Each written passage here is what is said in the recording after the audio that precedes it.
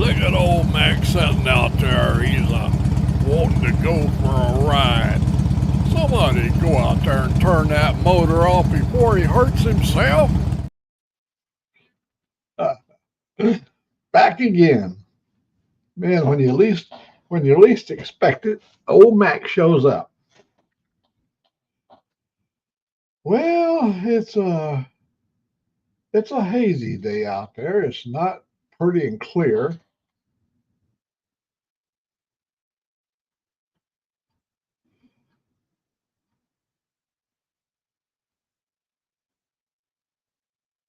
It is yeah, cloudy looking. It's supposed to be nice later.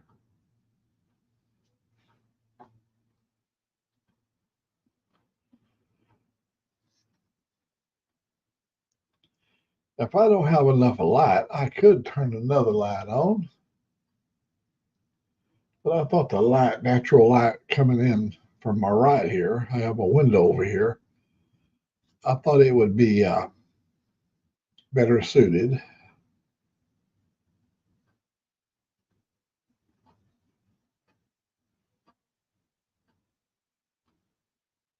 Well, I hope all my friends slept well last night.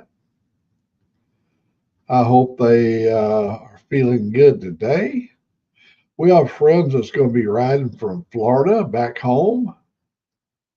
I'm wishing a safe journey for them.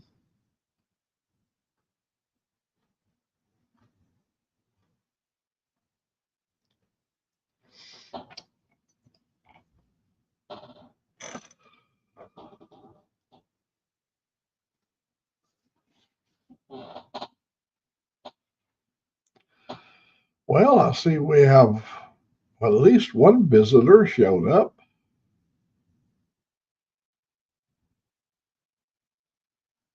Well, put your big boy shoes on and come on up in here. Be sure to wipe your feet off at the door. Don't want to get mud on my carpet.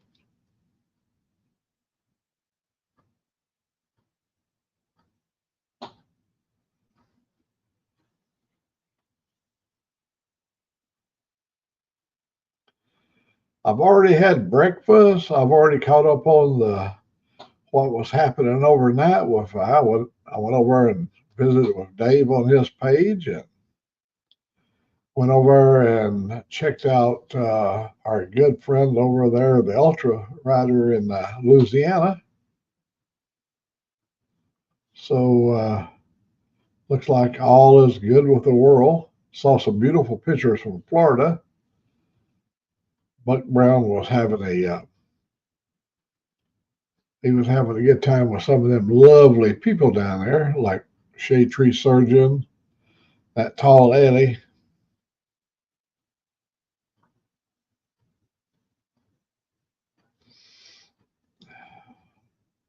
That is one tall woman. Oh, everybody went away. Why ain't that so? Just left me here by myself.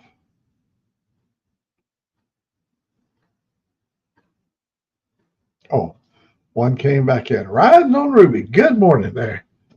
Man, it's so good to see you there this morning. Hope you can come in and sit a spell. Um, we we had a good turnout last night. Oh, I mean, the Duck Dynasty was a big hit. A lot of folks in there. He had to have an assistant to help him to operate there, and he got through it okay. He had a big crowd. There was people backstage. The page was full, and I had it shared over on my page, and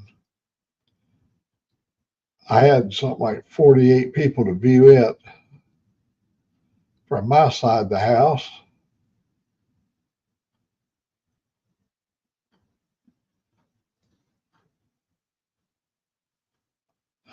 Oh yeah, it'd be nice, if we really are grateful that good old Stick was able to stand that long without his feet. I mean, his feet was hurting him, but man, he hung in there. He done really good. I don't know. I guess they called out the winner. I could never hear who the winner was, but he'll probably somebody will come on today and tell us what their names was and who won the bikes. And but it was a nice event. They had good weather, and that was really good. I bet old Sick is feeling it this morning. He walked all over that place. I've almost lost the ability to walk that far because of my feet. But hey, I've walked a lot in my life, and I have no regrets.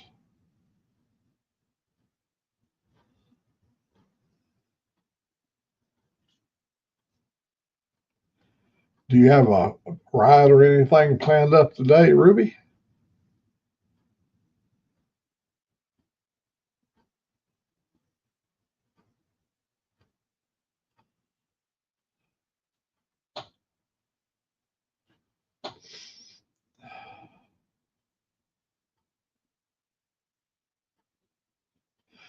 Oh, yeah, the journey begins today, heading on up out of there.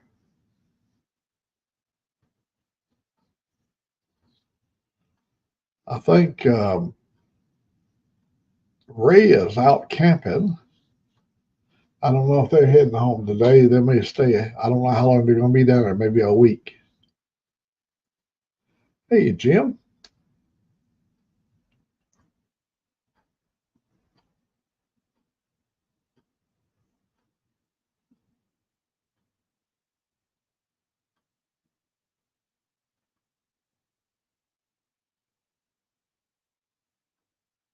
And two befores in here.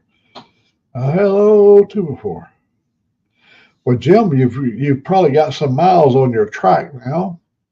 Does yours have your new modern one? Mine's got a cigarette lighter, but probably over there now is a USB port. It's down over on the left-hand side, down there where you adjust your fairing in the front. There's a cigarette lighter down there. I just couldn't believe. I saw in the manual there was a cigarette lighter, and I go over and found it. Sure enough, it was there, and it works.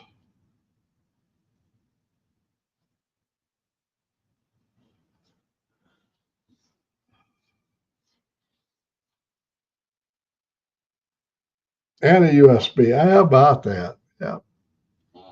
Well, that I mean, almost anybody that does any traveling has to have a USB. You got your phone, you got your GoPro, you got so many things, and maybe some people have other devices that need to have a GPS, USB plug. So that's going to be good.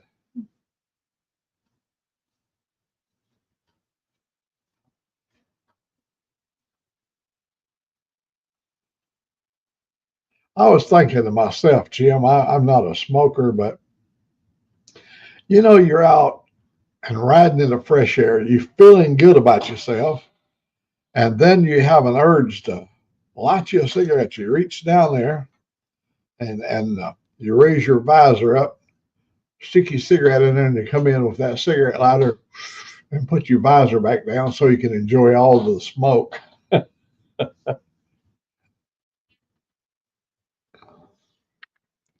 Yeah, that's a cell phone mount. I don't have one on mine, and Angelique says you got to get a cell phone mount. You got to get a cell phone mount, and I just keep forgetting. She always puts my cell phone in her purse, and usually when we get where we're going, she'll pull it out. There'll be 8 or 10 messages and all kinds of stuff. So we are going to make a goal to get a cell phone mount.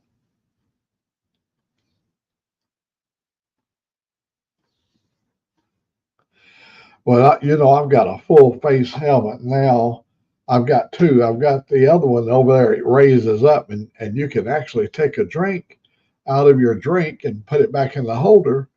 And but this new helmet I got, it's all enclosed. You couldn't. It even comes around your nose, so you're breathing in a different department. You got a nose place there, and no, you couldn't even. Ain't no way you could even get a straw, no matter what you did.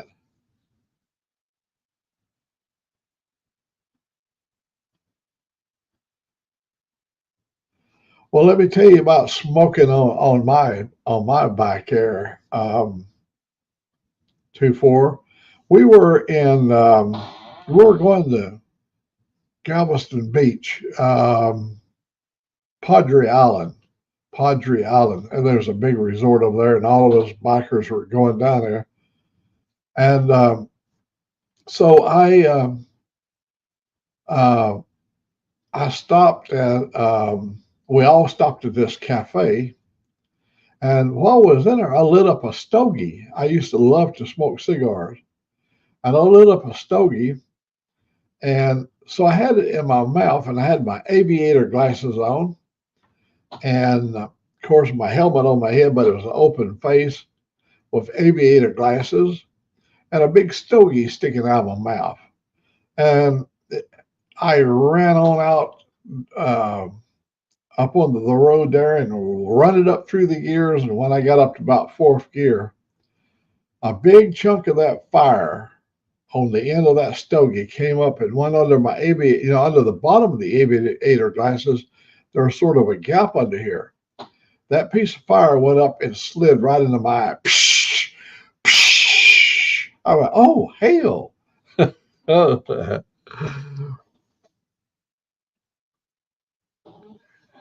I know about beard challenges. You'll be riding along and your beard just beat into your eyes, just beating your eyes out.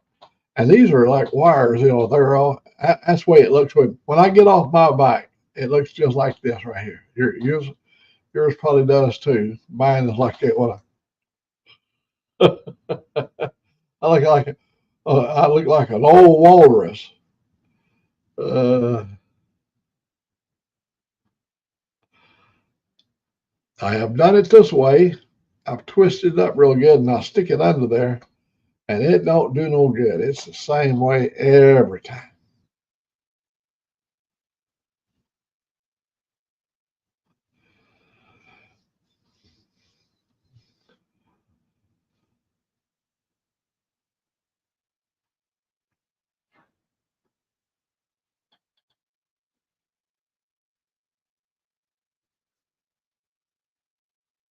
Well, I tell you the reason I want a cell phone mounted on my handlebars is I do a lot of rural road riding here in Alabama, and as long as I got a signal, you can reach over and touch that, and your GPS.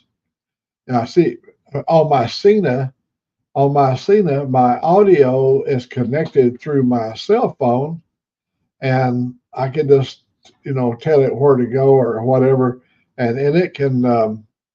I can read my GPS there and tell what road to turn on, and it'll say, turn right here, of course, as you know, and you hear it in your ears.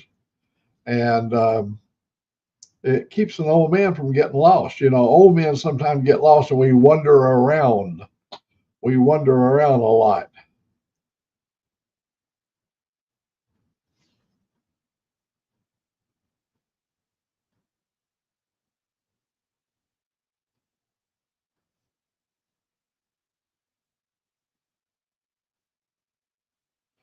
Well, for over 40 years, in my every vehicle I ever had, I had a ham radio and a microphone right here, and I've talked miles and miles and miles because your eyes is operating into the brain there, and the lips are doing another task. They're talking on the radio, multitasking.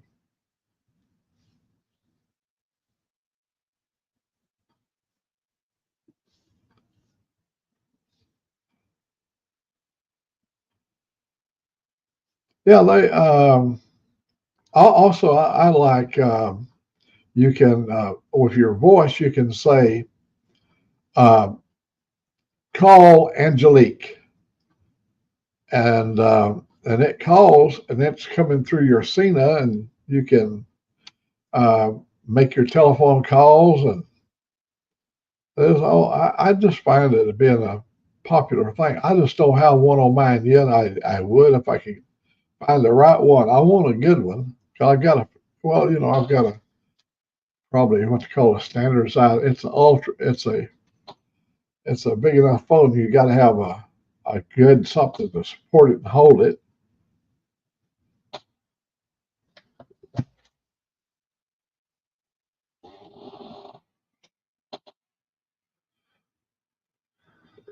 Yeah, I like that. I think it's like a safety aspect having a good, see on my, if you set up your navigation there, it tells you where there's road construction.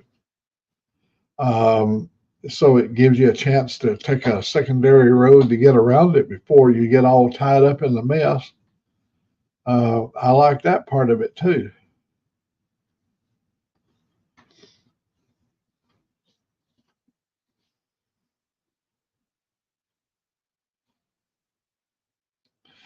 Well, I got to talk to some of my kids yesterday. My son last night, we talked till almost midnight.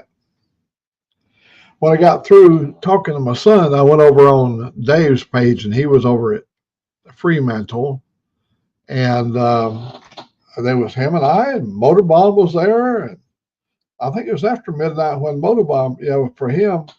But we were, let's see, Motorbomb was there, and Frogzilla, and myself, seemed like several others. We're kind of like a gang. When one shows up, 4 or 5 others shows up about the same time. Old Dave was having a lot of fun, and he had a pretty good gathering of people, and they kept telling him, "Well, old timer, it's time to quit talking and go riding." Not us. We didn't say that. His fellow Aussie friends.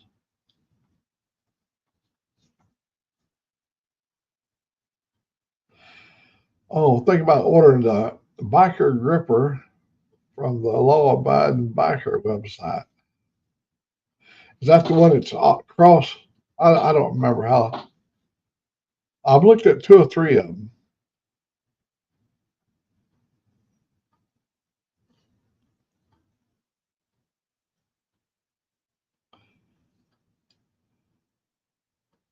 You'll get it all sorted out. That track, you see what a nice ride. People think, but you can't go around the curve. You got to be careful. No, hell, you drive it just like you do a car. I mean, I don't. It's like driving a car without power steering. You got to use, you know, your arms. Both arms have to work when you're steering. But it becomes pretty soon. It becomes first nature. You look at the curve, and you in your mind already calculated, getting around that curve. And oh, I love switchbacks. I don't mind them at all. I've never tilted mine up.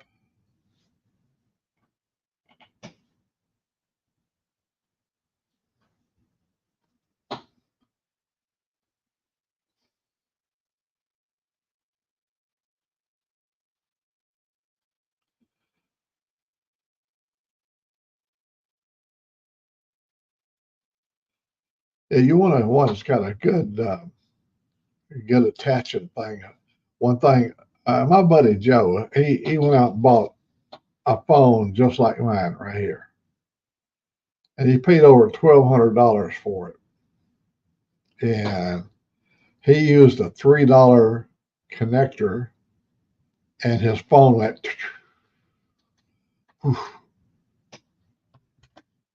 Good morning.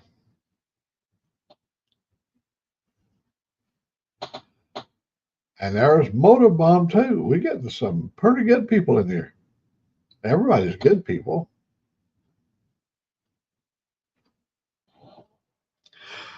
Motorbomb, it was good seeing you last night around midnight over there on Dave's page. Yeah, the round, we've looked at the round. That's a really good uh, the way it's laid out. So I would need the 238 AU with the B size, one each ball. See, that's the kind of information I need right there.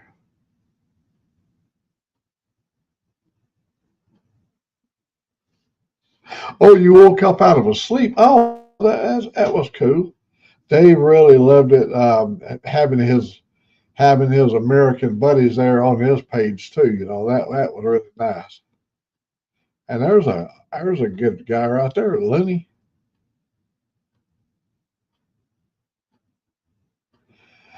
Oh, buddy, I tell you, that was some good eating there. Um, oh, by the way, Motorbomb, let me tell you this. You made a comment. Uh, Kyle made a comment about me crawling down inside the cave over there.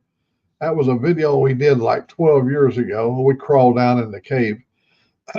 Motorbomb, we went over a mile back in the cave. You got to lower yourself down. There's ropes inside there, fairly large ropes.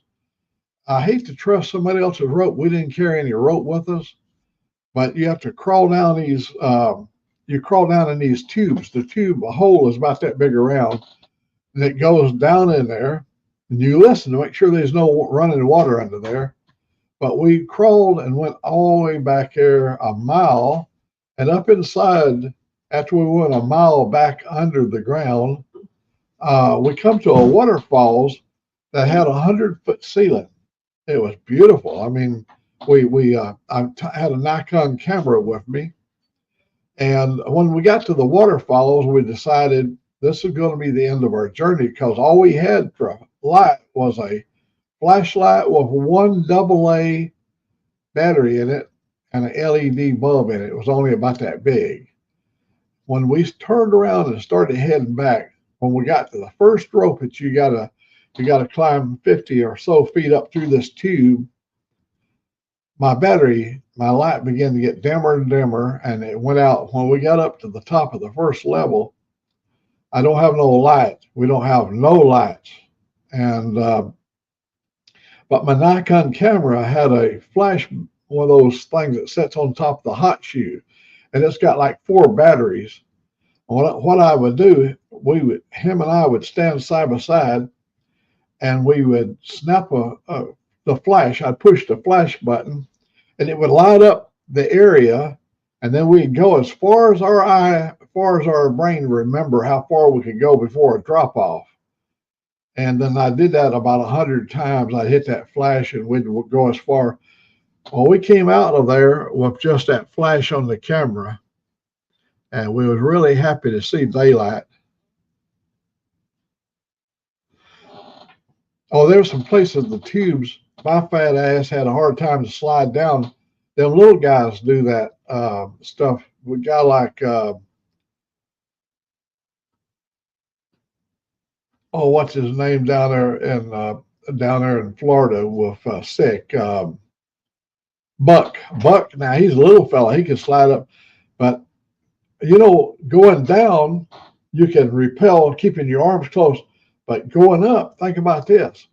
You've got to reach above your head to get a hold of the rope, and your arms touch the sides of the caves. It's harder. It's harder. The cave, just some of these, they're like they're where water bored their way a million years through solid granite, and you have to slide down these tubes. And my buddy Joe, he said, I'll take you to a primitive cave site if you want to try it. It's not a safe cave.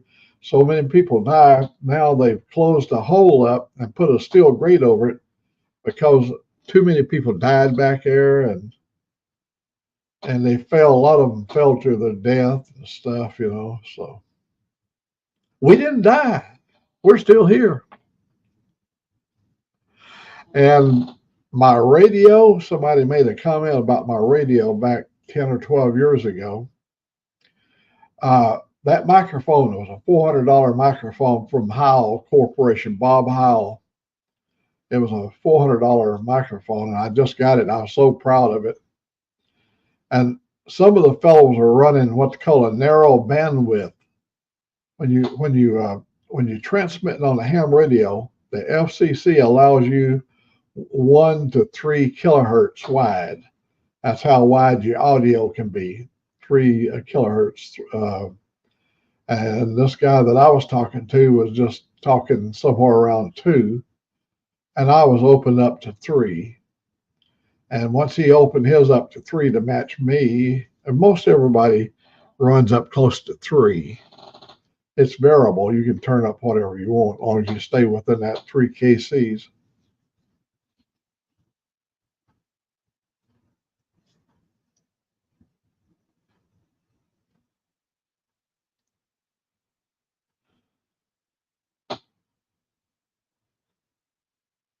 Oh, that's how we got out of the cave. Is all you can do is flash it and just go as far as your mind can remember what lies ahead. Now, there's a place back in there where the water was about,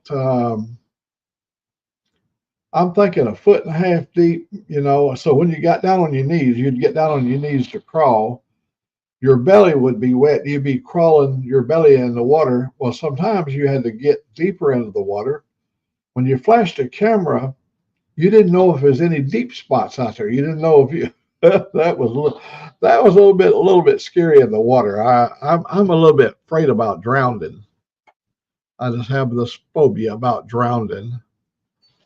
But we got out okay. Got a lot of great pictures. Oh, good video too. My video wouldn't work on the ground, but good stills that I made into a slideshow. I took them with the camera, the Nikon camera, then I put together all the slides and I made a video of that. But unfortunately, I posted it on Facebook. And then when Facebook kicked me off a couple of years ago, all my videos, I had over there hundreds of videos on Facebook, are all gone.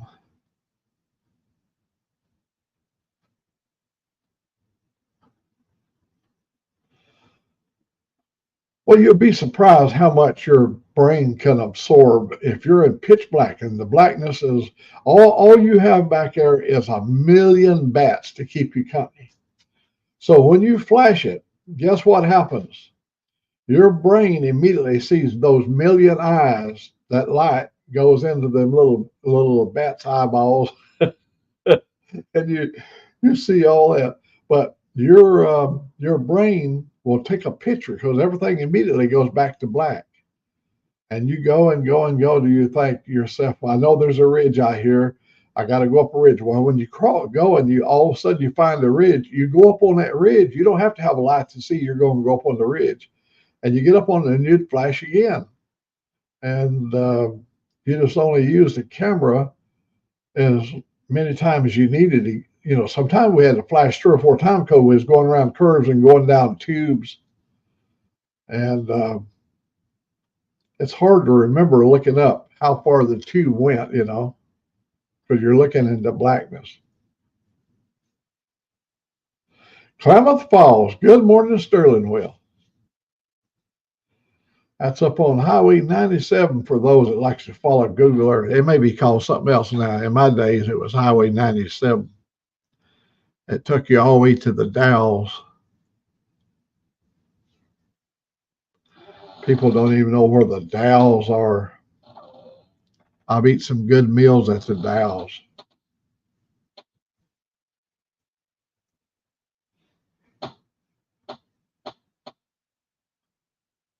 When you're over a little bit more to the east there, Sterling Will on Highway 395, you're going through that prairie land, and sometimes the wind's blowing 45 miles per hour across through that where the tumbleweeds usually rolling, and that snow is just like waves of snow going across the road. It's sort of pretty, but yet real challenging.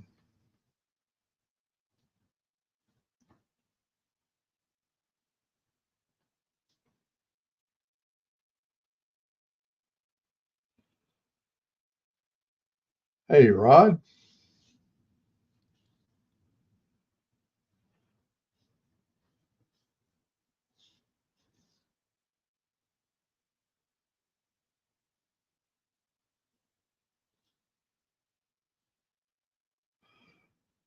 I look a little bit yellow this morning because all I've got is the outside light source. Oh, I got that little bitty LED bulb there, a tiny bulb there. Maybe if this doesn't look like I got yellow jaundice to me. Skin looks all yellow, not clear. Well, my liver spots come out good. I am beginning to look old. I ain't kidding you.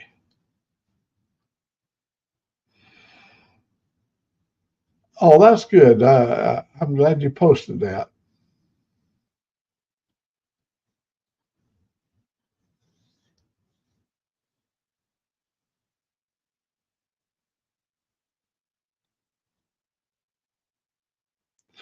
Well, all the folks are traveling back from Florida. It looks like I think they're gonna have pretty weather. I didn't look down there. My sister, she lives down there. She probably will come on and tell us how good the weather. There's Mr. Toga.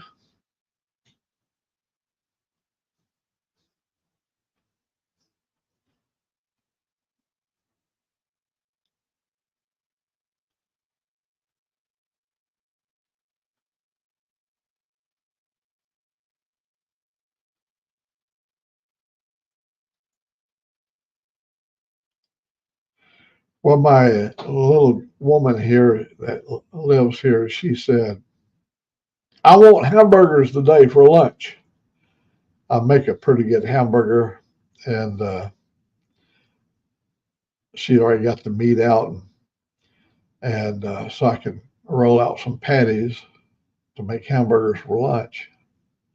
Going to have hamburgers and baked beans and a salad. That's going to be our that's going to be our Sunday lunch.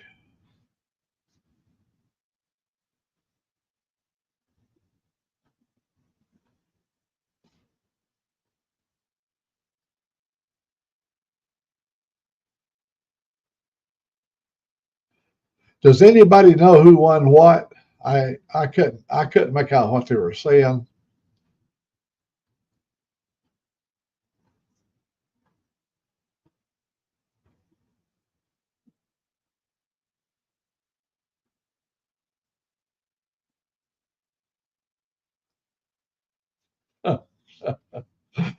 Uh, yeah, we gotta get the dancing girls in here. Good morning there, Mr. T-Bone. Well, we're just one day away from another episode or two of the cryptids. Yeah, we got them all up in Alabama here. Most of ours are just naked rednecks, but we call them cryptids.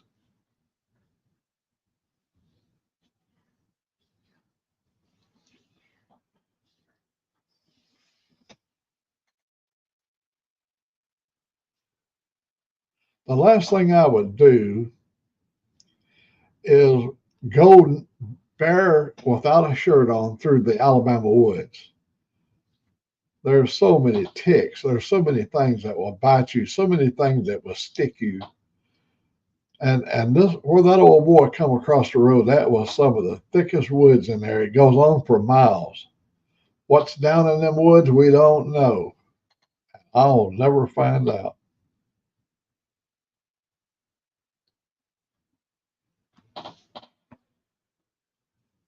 Oh, buddy, I really appreciate you saying that. I did that for my daughter that lives in Washington. She's a single woman now, and I told her I was going to try to go back over and find the Met Man to get her a date with the Met Man. She said, "No, thanks, Dad." Uh, I told her, I said, "I'm going to find you a good man." I took her to Floribama. I took my daughter. Hey, there's my little sister right there. I took my little sister, Connie. I took my baby girl to Floribama, and my God, it's filled full of country stars. She likes them cowboy boot wearing people.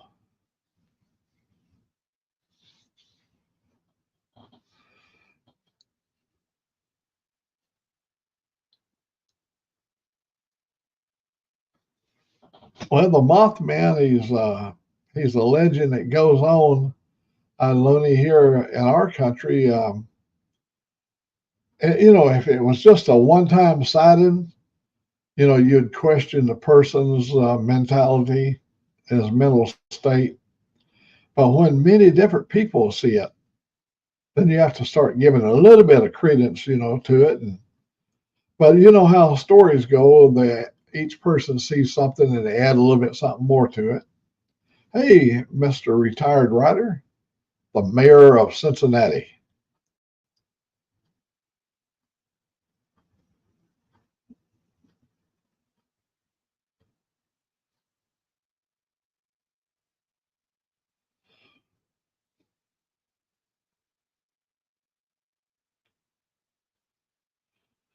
Well, we got the old gang back together.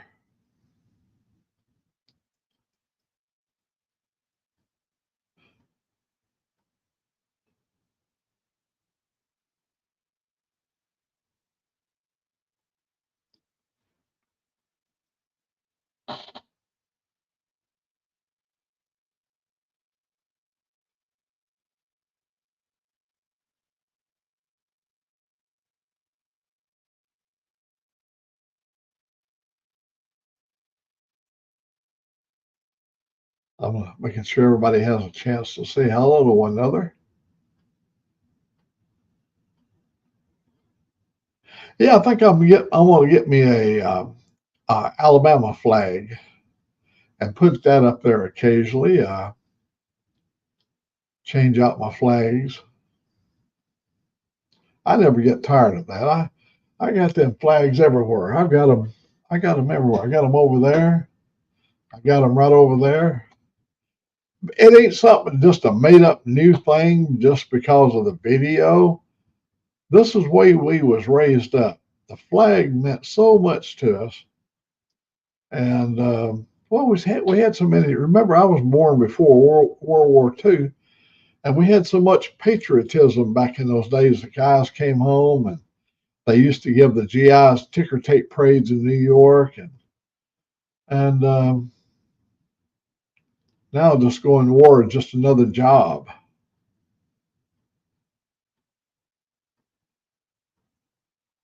There's Lucy.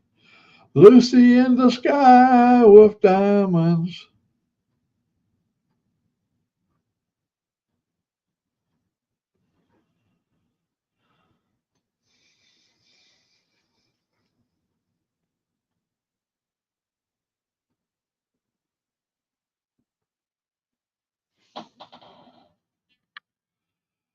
Oh, especially down here in Alabama. Down here in Alabama, Sterlingville, the snakes, the eastern diamondback, it's not nothing to fool around with. And all of our creeks, you can go right down here.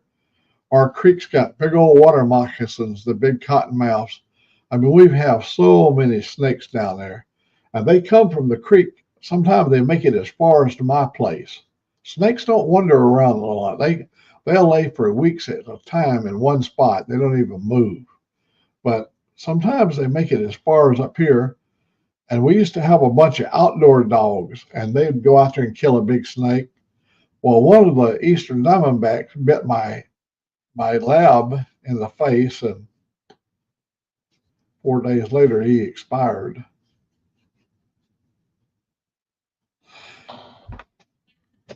I was watching Ultra Rider this morning. I was watching this video riding down.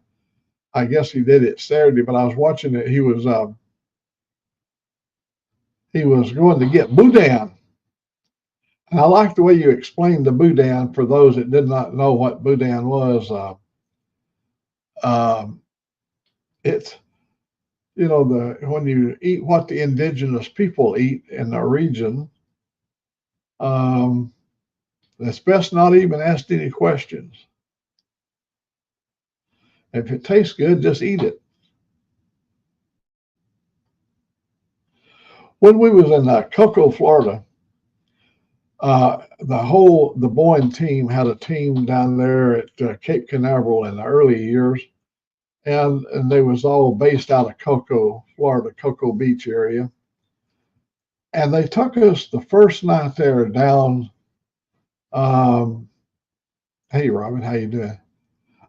They took us down to a restaurant that served sea turtle, and gator and frogs and all kinds of swamp creature stuff.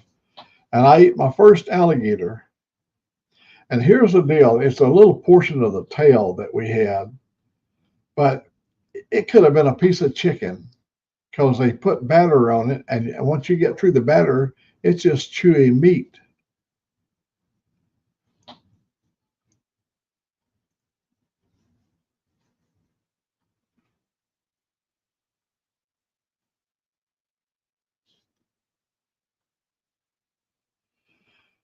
Well, I was destined to be a military person myself. I went to the military school, and if it had worked out, I would have been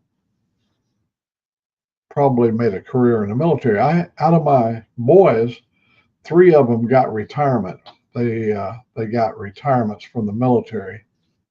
One put in 22 years. My son Mike, he put in 22 years. He almost put in 26 years because they wanted to do 4 more years.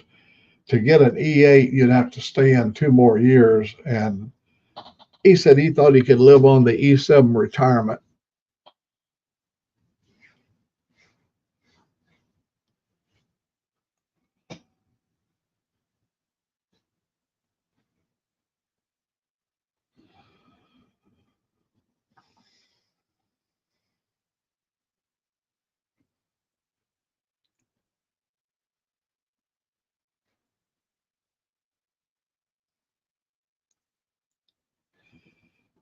Motorbomb, you're becoming you're taking on a a whole new persona. You know, being the king of this StreamYard. Oh my gosh, there are so many people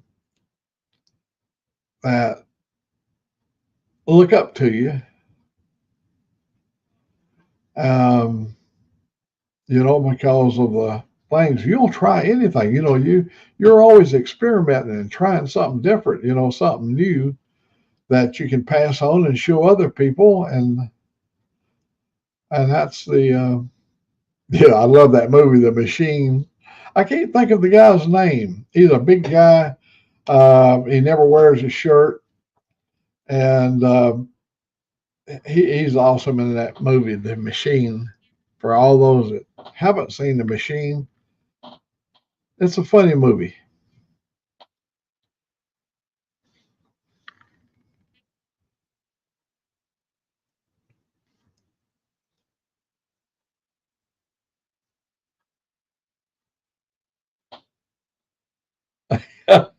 T-Bone, you got it right. You know, you can just almost you can hear the electrodes. You know, the current flowing across the electrodes. You know, and him in his lab suit, his lab coat on. I was working late one night in the lab, and I saw an eerie sight: the monster mash. He'll have all of us doing the monster mash on here. You know, that's it. Bert. Oh man, he is the coolest guy. He's got a little TV show. He's got a little podcast thing he does. He brings celebrities on, and they smoke dope and drink whiskey, if that's what you want to do. But he carries on. I don't see how he maintains. He is truly a living machine. That Burt guy, buddy, I'm telling you, he's an entertainer.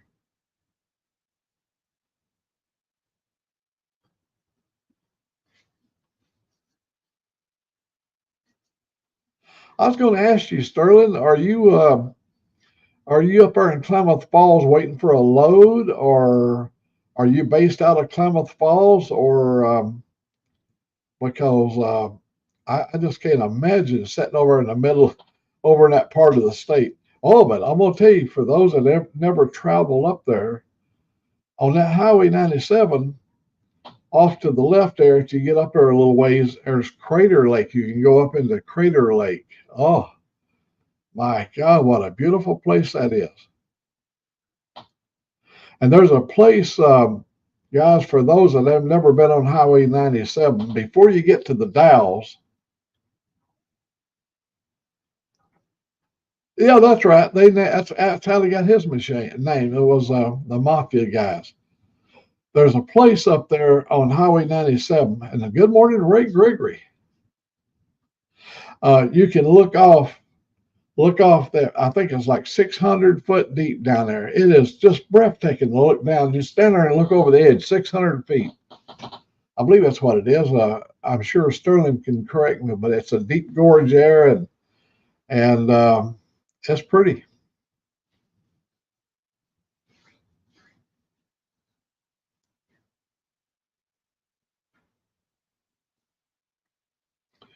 It is a funny movie. The guy just makes it funny because we've all met guys like him. Um, that at look, you're right down in Florida down there. You got that shade tree surgeon. He can make you laugh because he's laughing most of the time himself. And why would he not? Did you see that? Did you see last night when Kimmy Bay put them great big lips right up next to the camera? I could almost touch it because see, I had my lips right next to the lens, and I could almost feel her breath. It was so close.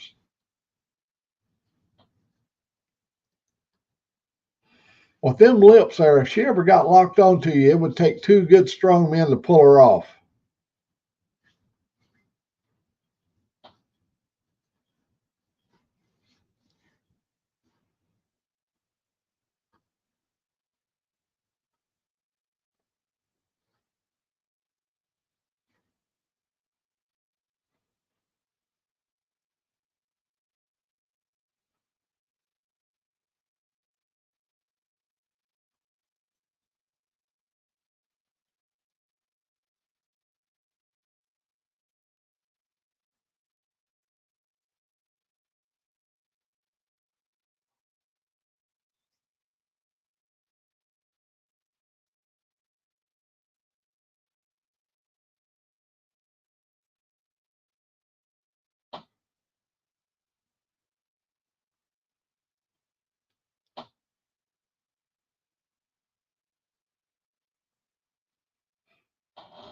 Hey Ray, tell us how is your sugar today, Ray?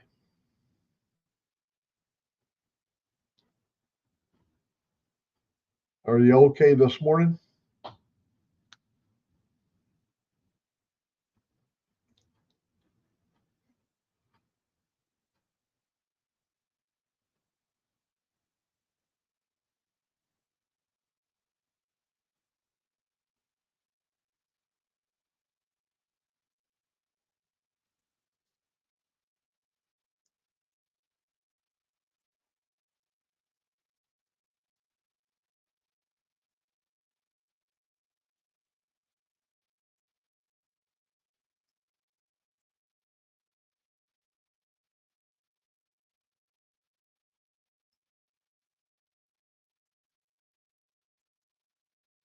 Well, you deserve a break today, Sterling. Well, maybe you'll get home and kick back,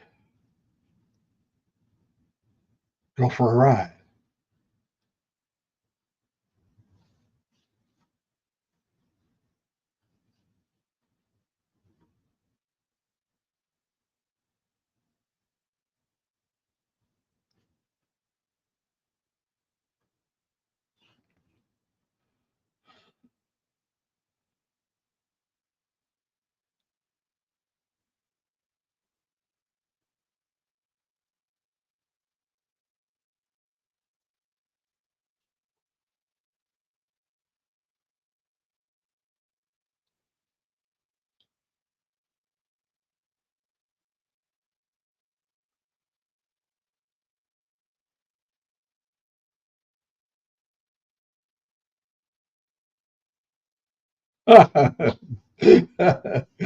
Go out there and pet the motorcycle, talk sweet nothings to it.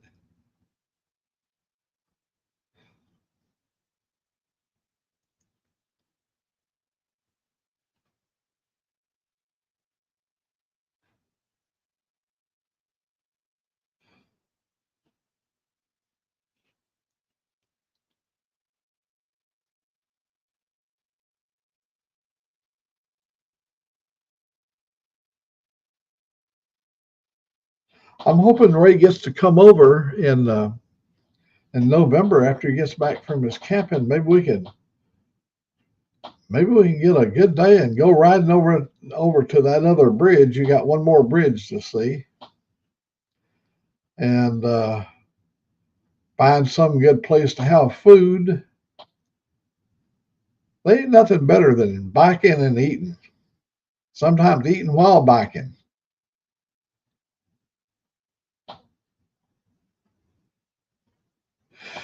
I think it's the stuff that you add to it. I've got a Cajun season that I like, but I mix. So I get some panko or some. I use some of those breadcrumbs. I think it's panko that I use. I put that in the burger, of course, with eggs, and oh, mine is like fixing a meatloaf. But then I roll my burgers out of my hand. I don't have a thing to cut the burgers out, and I'll take a pound of hamburger and I'll make 4 patties out of the pound. And my gosh, them things are good. I've got a new seasoning. I can't. I believe it's called Slap Your Mama. I've got a new seasoning called Slap Your Mama. It's not new. It's been out for a long time, but first time I ever picked it up. That is beyond a doubt the best tasting for a burger. Slap Your Mama in a burger. You got to be careful now. You don't want to overdo it because it has, I think, a pretty high salt content. You just don't want to over salt your burger. I don't, because it makes it so damn tough. I like a burger. I want my burger to be about that big and juicy. I want it to have, when you bite into it, I want it to have.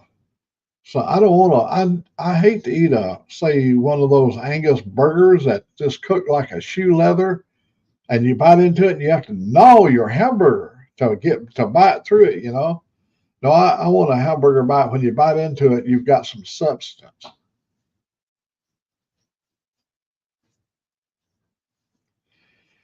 And you can't go wrong with putting some good seasoned bacon, fry and put a couple of strips of that on your cheeseburger, or some cheese, of course. My burger is a full meal deal. It's not, you know, in fact, a lot of times I like to eat my burger an open faced burger so you can get rid of most of that bread and you get all that burger. I've got I've got I've got stuff that's probably a little bit hotter than that. My daughter gave me that one that you suggested there. She sent me a little case of little bottles, and that was one of them right there. Because they all know that I kind of like I like my spicy stuff. Yeah, slap your mama. That's some good stuff. I'm gonna tell you what. I did some fish. I put the I think I had white-end fish, and I put that slap your mama on the fish, and then I rolled it in this. I made like a dredge up, made up with this. Um, oh, you buy it. It's a commercial crumb mix for frying fish. But with having that slap your mama against the fish, and then you put this crust on it and you fry it. So you look at a beautiful piece of fish like that fried, and you bite into it, and then all of a sudden, all that flavor from slap your mama comes up through that fish. Oh, buddy, you go woo, and then a plate of coleslaw to go with that. You want to have some good. Well, coleslaw to me, we make our coleslaw using mayonnaise, and we ran out of mayonnaise. And Angelique said we can use salad dressing. So we use salad dressing. I think that's what it's called. Miracle Whip, maybe. It's one of them lesser than mayonnaise. If it ain't Bama mayonnaise, it ain't even hardly fit to eat. So we put that stuff on there, and I got through my slaw okay. But we would just went shopping. She got a big jug of mayonnaise like that. Fat boy loved the mayonnaise. I gotta say that for sure. Bread, cheese, smashed patty, cheese, smash. Oh man, yeah, yeah, all that is good. What is that? Meat Church Voodoo. Now that is one you run across me right there, Sterling. I never even heard of. All right, let me write it down. I'm old. I have to write. I have to write stuff down. So it's called Meat Church Voodoo. All right, let me get it. Meat Church Voodoo. All right, I got it. I will look that up. Oh, Roland T-Bone. You, I'm with you right there. The ones I dip, when I dip my fries in mayonnaise, it has to be a crispy fried. It's got the golden brown. I don't like the old white fries, the old white looking fries. If they're crispy and brown, you dip in that mayonnaise, and that is just a step above. I mean, it is all right. You get it at Ace Hardware. I shop at Ace Hardware. In fact, I've got an Ace. Look at it right here. Look at it right here. You I'd be a number one customer at Ace Hardware. They see me come in and say, "Hello, Mr. Mack. How you doing, Mr. Mack? Good day to you, Mack." Oh, look right here, ladies and gentlemen. I would like to introduce you to a dear friend, Adler. He is a friend of mine. We call him Ad, short. It's 0 degrees Celsius up there in the Val d'Or, Quebec. Son Dave just left to go back home in Montreal. All is well with Marguerite and me. I hope you're in a fine shape. Oh man, you made my life just even better, Adler, having you to come in and join us. Um, he lives way up in Quebec, and French tickler. Oh, good God Almighty, T-Bone. I tell you, this is Sunday. Aren't there any reverence left anymore? Now, we're not talking about Ed being a French tickler. We're talking about a buddy of mine. He was making those remarks there, Ed. But I bet you have tickled a few people in your life, Ed, and you are French heritage. So I'm glad that your son got to spend time with you, with the family, and I'm glad Marguerite, she's doing fine.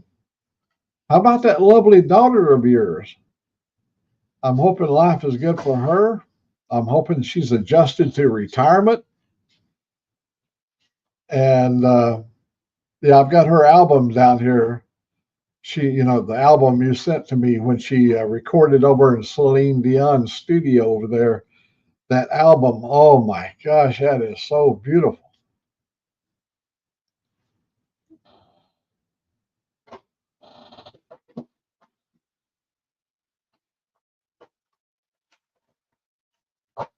I think Ed, you speak fluent French, and you're totally 100% all American. If I remember right, Ed, you went from Val d'Or, Quebec, all the way down to Louisiana, so you could hear Zydeco music for real. You went all the way to Louisiana so you could be entertained with Zydeco music. If my memory serves me correct, Ed and I, we go back a lot of years. He's He's one of my ham radio friends out of Val-d'Or, Quebec, and he lives quite a ways up in Quebec there, up at Val-d'Or.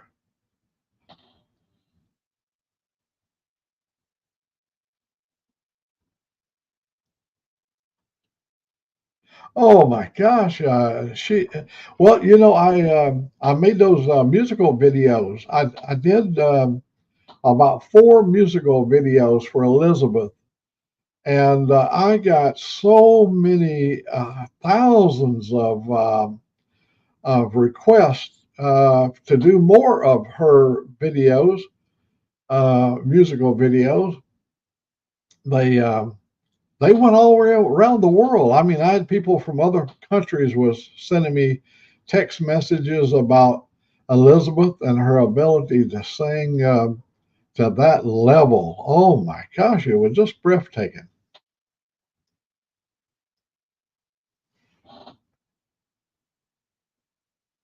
Quebec, Quebec.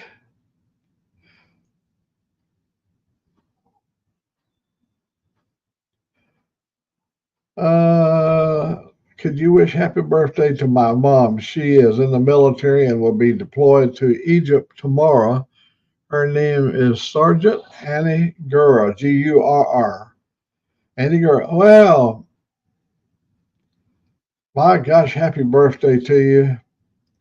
I hope you have a successful mission, whatever mission you've been deployed.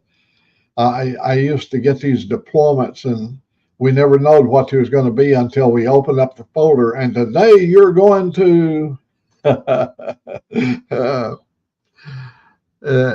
but she knows where she's going and she knows the trouble. She knows the trouble that's going on in the Middle East there. So God be with her all the way.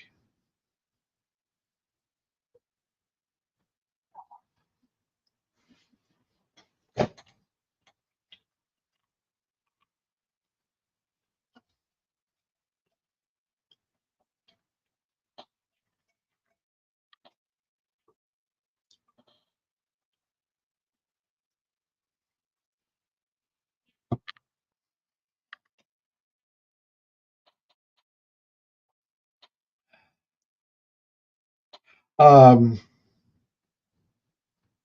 I think I don't want to be doom and gloom on my channel, but I think, see, I came from a dark period of time in 1940. Darkness had set up on the world, and all of the players, all the main players, was in position to make it even darker. And then we went through all the darkness of all those war years. And as you know, on our behalf, we made it light up. And that pretty well changed people's attitude about the atomic era. And now we're in a situation where we lit the first 2 lights. And now we're in a situation where you've got countries all over that has the ability to be a million times brighter than our lights of 1947. Well, we started back in the early years in the 40s and finally lit off when we did light them. The light wasn't pretty.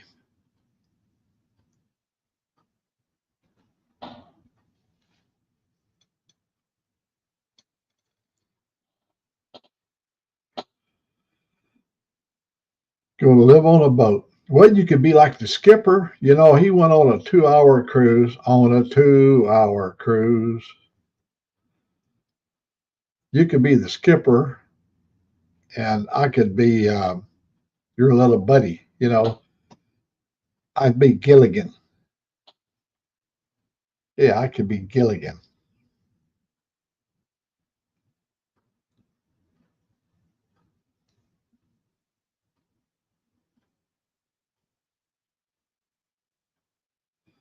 We wrote him down. We wrote him down for that cussing. We got a big list. We keep a list of all that stuff.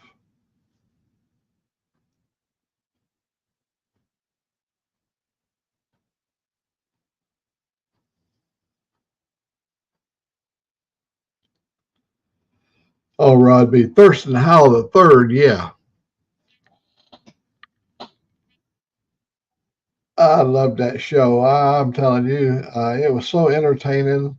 We couldn't wait till the next week to show up so we could see the next episode. The professor, he was pretty ingenious. He could take a clam, a old rusty hook, and a coat hanger from Mrs. Howell's wardrobe, and he could make a broadcast radio.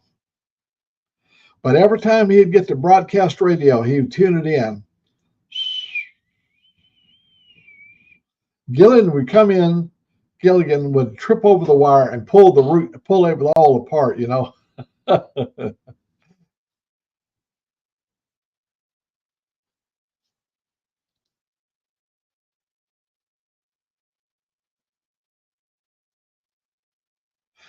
Oh, I saw that at Pussy 24 up there. He's already put his motorcycle away for the winter. Pussy, pussy, pussy.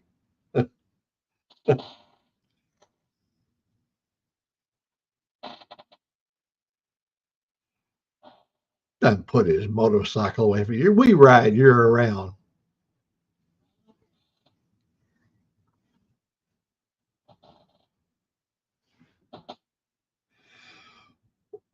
Well, Ginger, she wasn't no slouch either. Mary Ann was fine, but Ginger,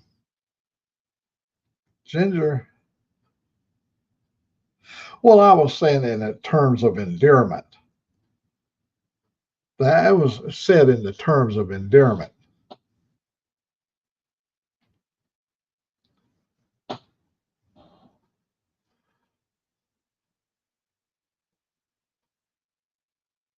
Yeah, that's right.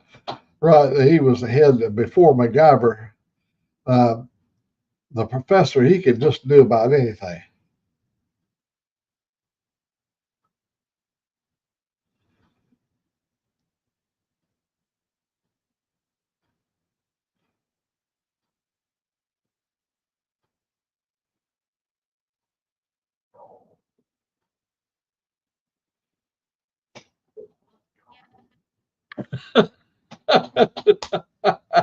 The old Ginger and Mary Ann.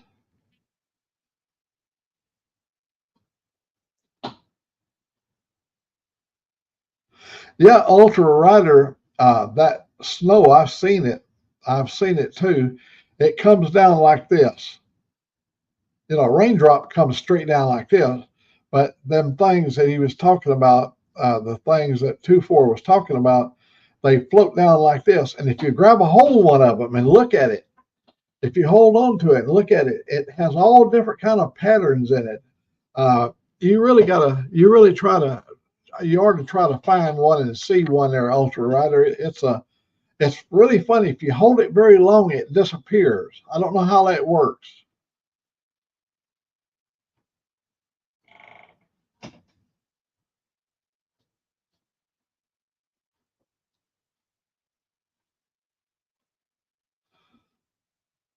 Hey, Salty Badger, good morning to you, sir.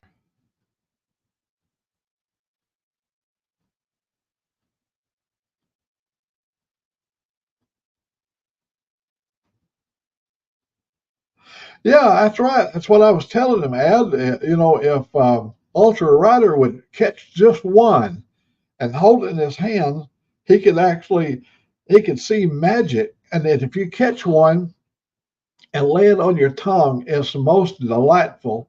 Snow has its own flavor because I've eaten a lot of snow cream made out of snow and snow cream. They just melt in your mouth.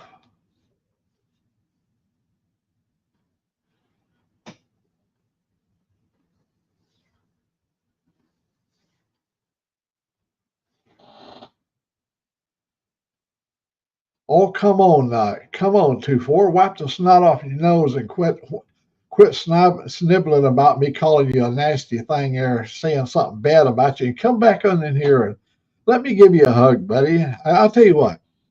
If you come back in, I'll 2-4. I'll give you a hug and I'll get I get a 6-pack.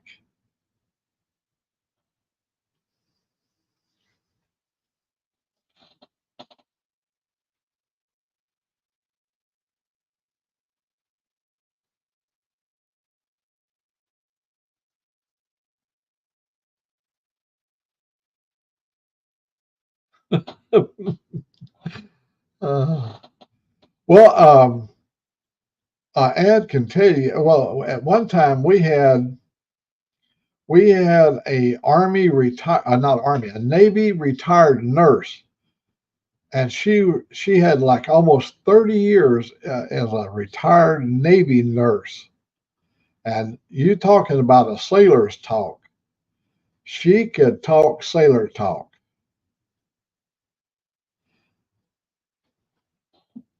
She told us about all the social diseases them boys would catch over in them places there, and then come back to the ship. And she had one method of treatment. She had a little wooden mallet, and she'd say, lay it right there on that table, and she'd take that wooden mallet, a wood, a solid wooden oak or piece of wood like this.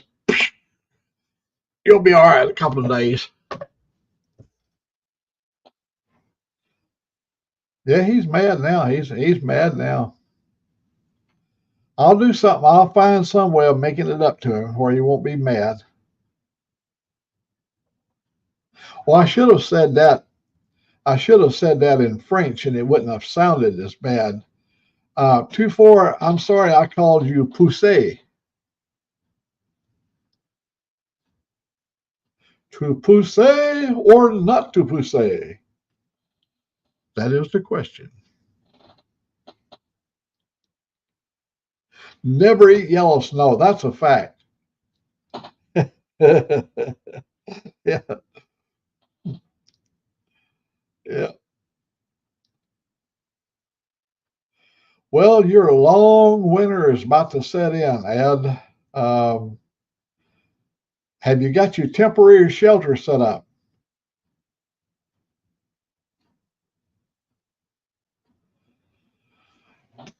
Yeah, like my baby sister said there, my mama, and her mama too, she would make snow ice cream for us, and we look forward to that every year. And um, it was the best.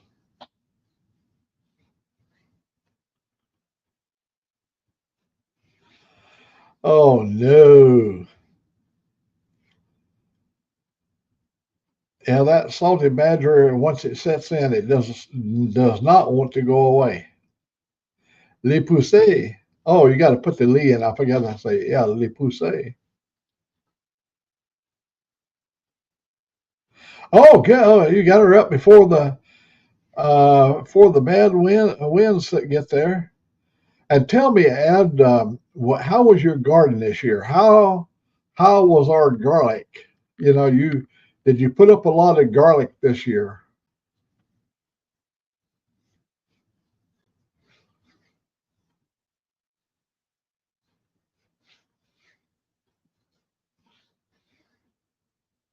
He grows some of the best garlic in the world. He sent me some bulbs, and for like 10 years, I had those bulbs. We had a situation, something terrible happened. I don't know what happened. I think I was traveling out to the west a lot, and 300 garlic day before. Oh my gosh, you planted 300 garlic yesterday, day before you. Okay, well, you're going to have a good crop. He grows some of the best garlic up there, that far up to the north. You're thinking, oh my God. And I'm going to tell you something else. He makes wine biblically, the kind of wine that you take for your stomach's sake. And I think his family comes to visit him just to take home cases of several magnums of wine. that's that's his hook. That's how he gets his family to come all the way to Valdor to see him. They know that Daddy's already put up some wine for the summer. Made some summer wine. like that song Lee Hazelwood. Was it Lee Hazelwood and Nancy Sinatra sang that Summer Wine? Oh my God, I have woke up. I have woke up with summer wine headaches. That is the most horrible thing. Oh, you gave up your on your 93rd birthday. You gave up your winemaking. Is that something the family wanted you to do? Because they wanted you to enjoy your life and not put so much effort in all the work that you do? I'm going to ask you this: do you still walk down to the pub and have? Do you still go down to the pub and have yourself a schooner or two with your mates there in Baldor? If you're getting like me, walking any great distance is becoming more and more of an effort.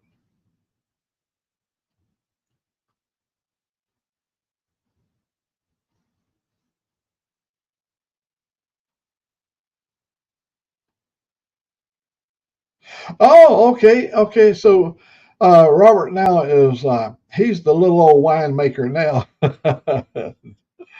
Oh, that's good. That's the song. Strawberries, cherries, and angels. Oh, that song. It reminded me of we used to drink a wine in California called Tokay, and never there's only one wine worse than Tokay.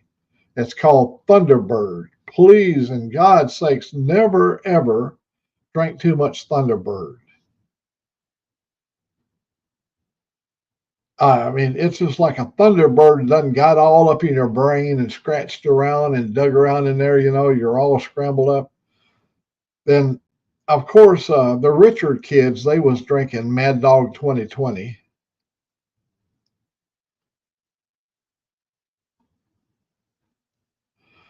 Oh, I'm gonna tell you, Ed, right there. Well, him and we had a mutual friend.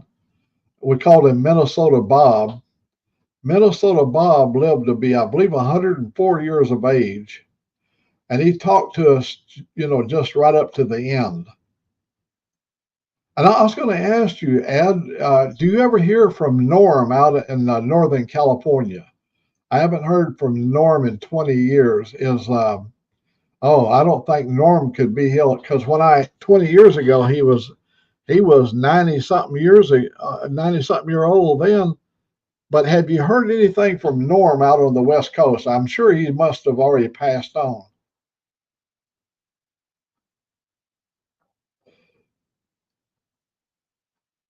Okay, Ed, well, go enjoy your mass.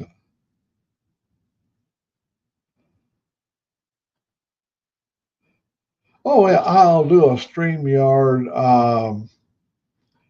I'm going to do a StreamYard. Let me see. I'm doing StreamYard now, but I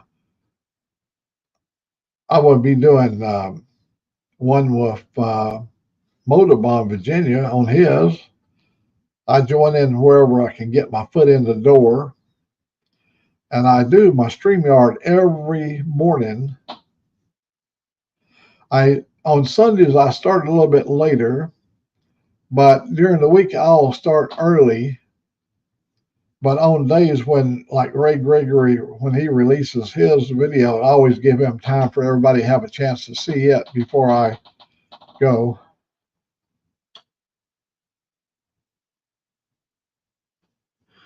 Yeah, I do keep up with Andy too. Ed, I keep up Andy there in the Chesapeake Bay. I guess I think I've been kind of gathering that Nancy is not doing as well. Um, Maybe I got that wrong, but you got to keep in mind we're all getting a little bit of mileage on us. You're so blessed, Ed. You've got Margaret, and the way it was supposed to work out, Ruth is supposed to. She was supposed to process me out, be the one that, send me on my trip. I don't think there's nothing to worry about. I just think that maybe there was just some issues that sort of was in my head, thinking that maybe retirement life maybe not as good as like you know. You remember they lived in Florida, and then they went all the way up, sailed the big sailing craft all the way up to Chesapeake Bay, and but hell, Andy, he'll tell you right up front what's going on.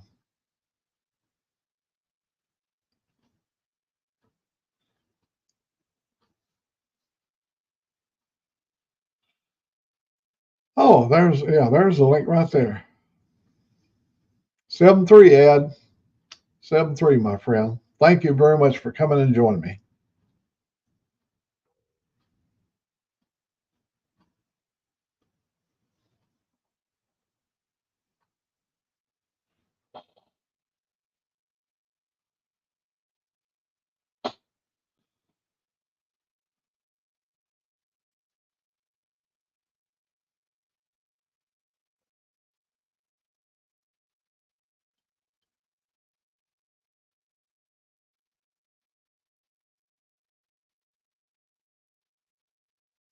Uh, Lou's a backdoor guy. We used to have a we used to have a team. We were developing this 3D measuring equipment, and in my team, they sent me a bunch of folders down, and I went through all these folders, and I picked this. One guy was from Vietnam, and he was a he was computer science. He not only could he write impeccable programs, but he also could edit in many different machine languages.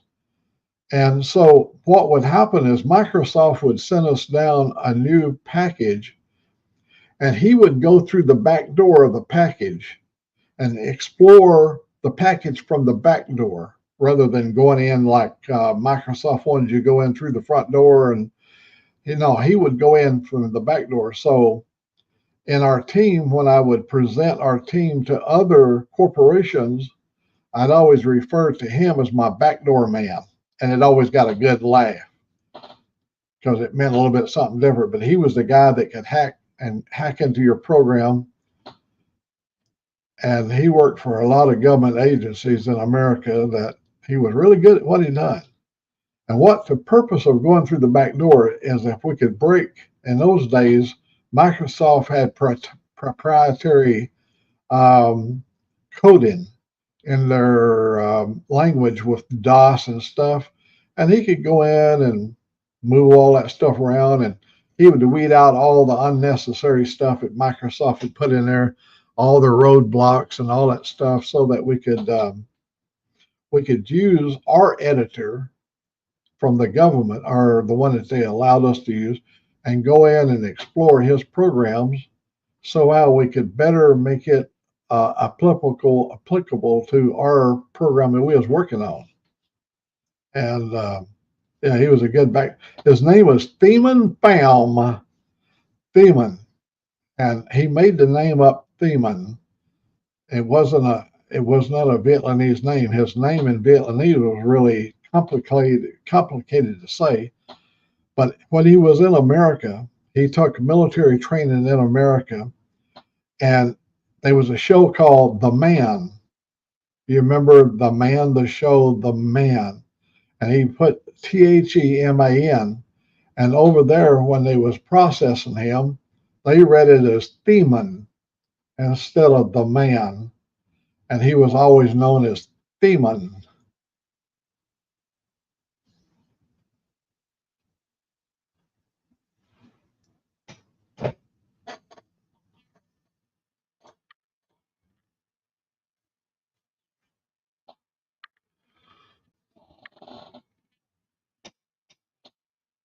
Oh yes, big girls need loving too. I've loved some big old good ones and some good old big ones.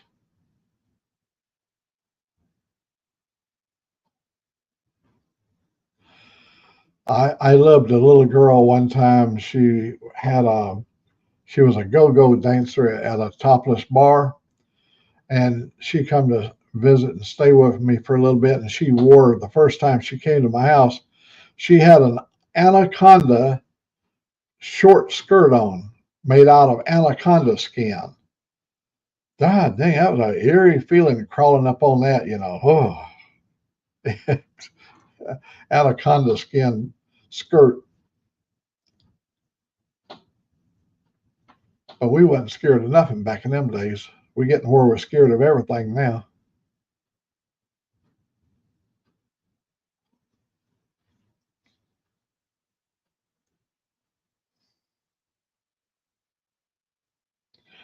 That little woman now, the one I was telling you about, um,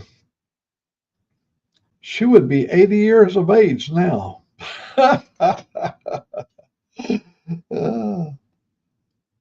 lot of women I knew when I was young, they're now old women. Ooh, really old.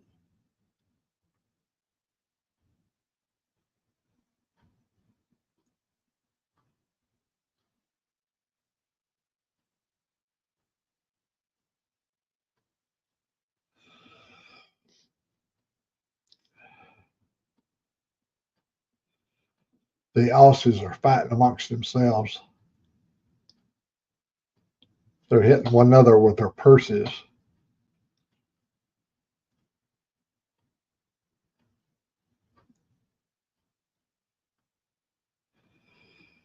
Oh man, the the women that wore the short skirts back in the days, you know, way above the knee. They'd sit down and you could almost see their imagination.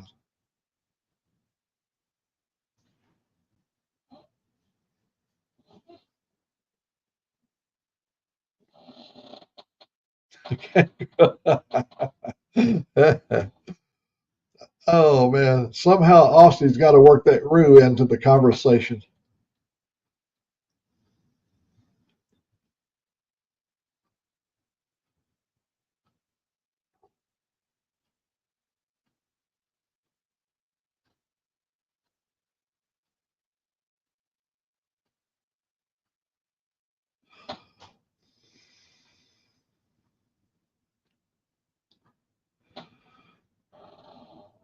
Oh yeah, and hey, listen to this. I met a young woman, ultra rider, that her and I was in school from the first grade through the fifth grade. I loved her so much that I named one of my daughters after her. And when I was 75 years of age, I went to a school reunion at 75 years of age. And that girl, that woman, that little pretty little woman, I'm going to tell you, I swear to God, even to this day, she was still very attractive. She was so well built, and she had 4 or 5 children in her lifetime. And I thought, oh my God, how well she was held together. But she was put together with good stuff. She's my age, you know, right now she'd be like 84 years of age, and she's still going strong. She's a pretty woman. Her name was Donna Marie, and my daughter was Donna Marie.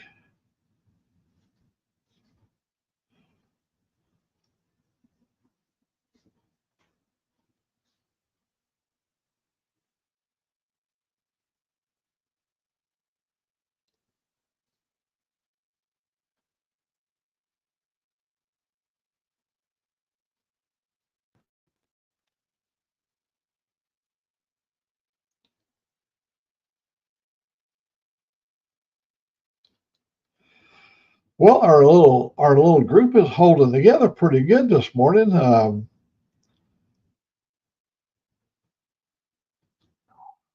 I guess well, Ad he had to get ready for mass.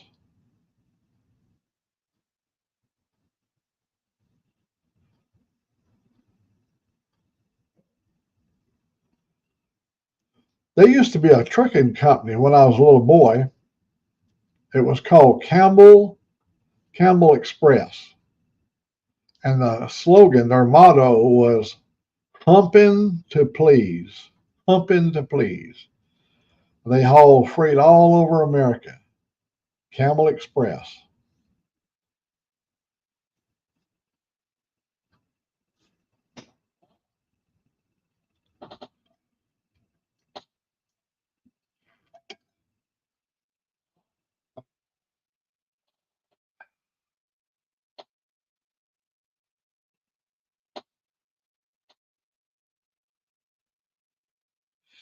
Yeah, she it's really strange, ultra rider. Her and I both went to school for the first 5 years together. And as I grew up, the son of a coal miner, I ended up all the way up into the Pacific Northwest and went to work for the Boeing Aircraft Company. I was a truck driver, and we was driving trucks, my brother and I, and we ended up going to work for the Boeing Aircraft Company. And this little girl, she grew up, got her a job, and retired from United Airlines.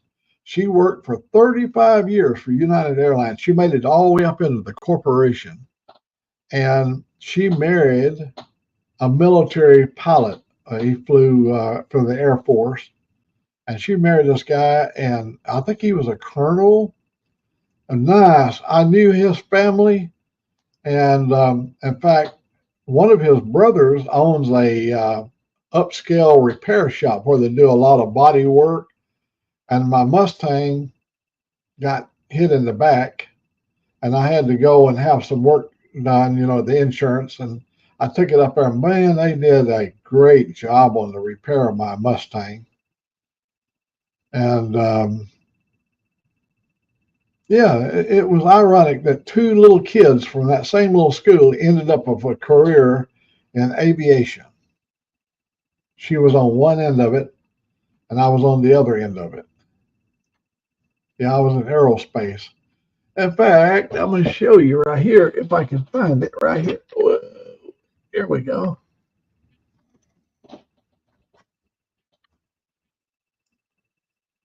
Can you read the word aerospace right there?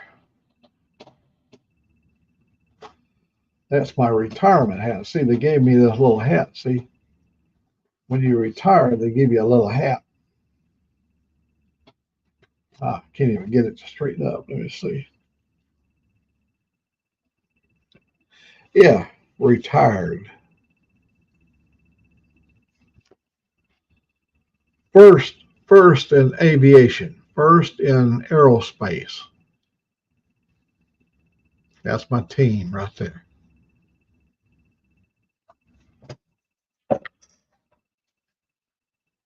And I loved it. It was a good laugh. Oh man. Oh my God. There's my buddy 2-4. He's back. He's not mad at me.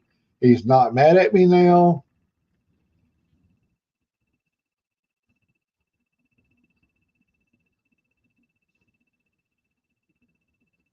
I'm glad you come back, buddy. You may not have left. I might have been so busy talking you didn't have a chance to get in. Oh, I got a lot of things. They give me the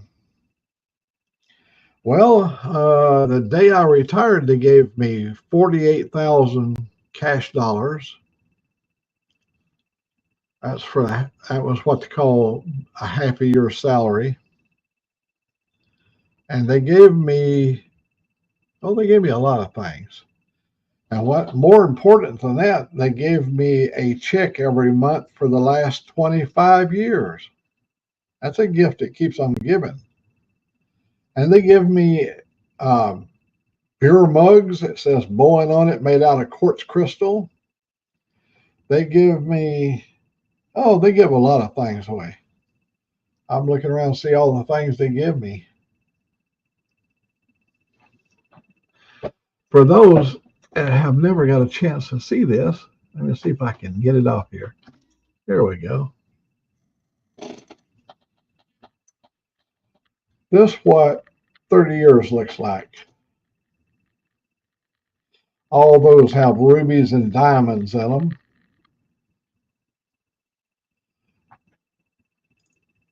As you can see, the ruby right here above my finger. There's an emerald. There's a diamond. All these is what it takes to do 30 years. This picture right here, look at this. Look at this, boys and girls. This is me taken in 1980. Beard, gray. Beard, black. Beard, gray. Yeah, that's all it takes. That's a special little award right there. That's another 35 years right here. Here's 25 years right here. And this means I had a cell phone when you had the red one. They gave those people cell phones. Yeah, that's what 25 years, 30 years will get you right there.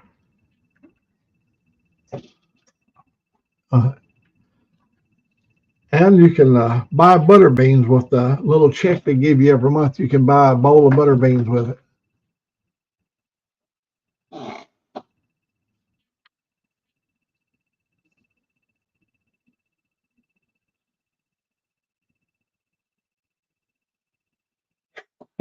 Yeah. Yeah. You don't believe that the environment has an effect upon you. I'm only 40 years old. Look at me. I look like an old man. I'm just barely 40. You notice this, though. You notice here, I've got a couple of little wrinkles right here. But for being 84, I don't have a lot of wrinkles because one of the things is I don't worry about nothing. I don't worry about tomorrow. I don't know what's coming tomorrow.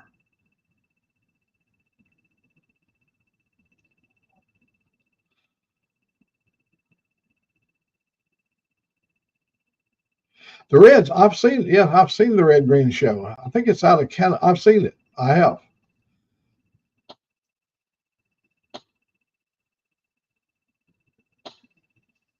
Hello, Dave's channel. I came over and said good morning this morning, but I think you might have already gotten off. But I'm always a day late and a dollar short. But I got to say good night to you last night, so.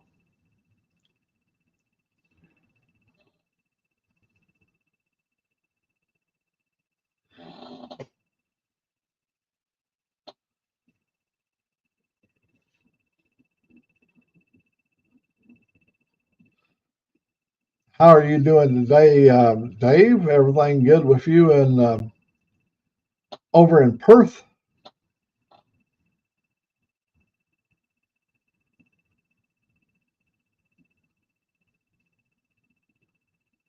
Yeah, that's it.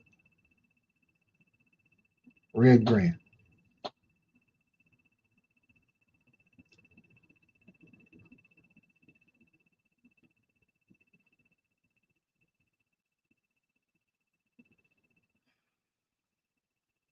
Oh, that cold, frosty beer you was drinking last night. That looks so good. That beautiful amber, that amber color of that beer you was drinking. It really looked good.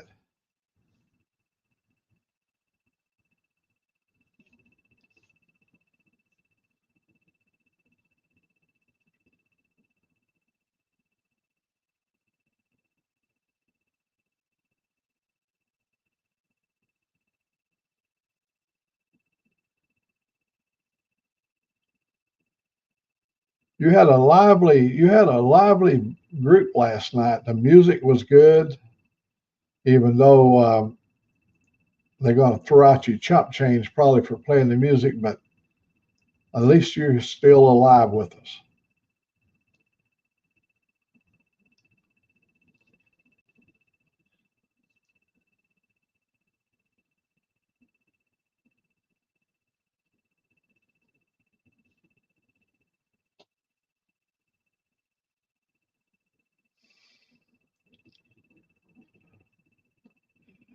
I think Dave's got a trot line over there. He's got it. He's got a trot line over hooked up over at Fremantle. He lures them babes in. He gets them babes in there.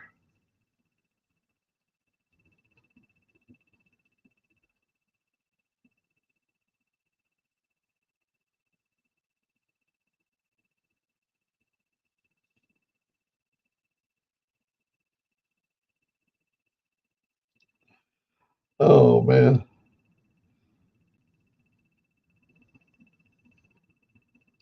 Oh, we got a little Aussie feud going on here.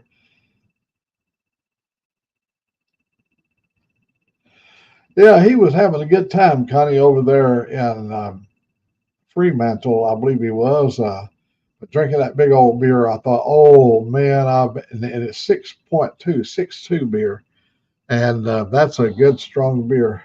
Would be just perfect.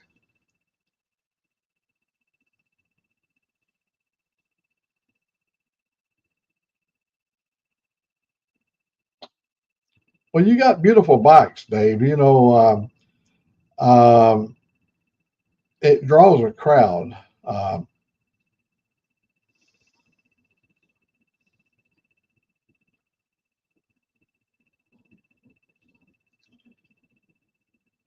a, a link to a link to Dave last night. Is that what you're talking about? 2-4.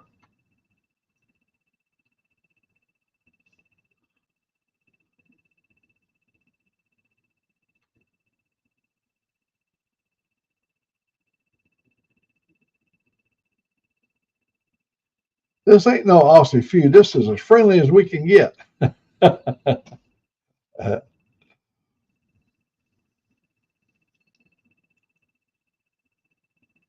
I tell you, I really wanted to give Buck a hug last night down there when he was on stage. That guy, I don't know if you got to see the picture this morning, Dave, of Buck, shade tree surgeon, and Tall Ellie was all in one picture. And Tall Ellie is 2.5 feet taller than Buck.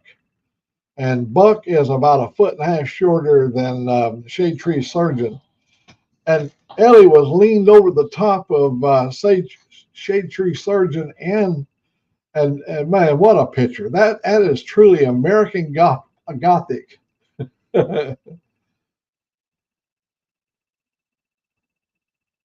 Oh my!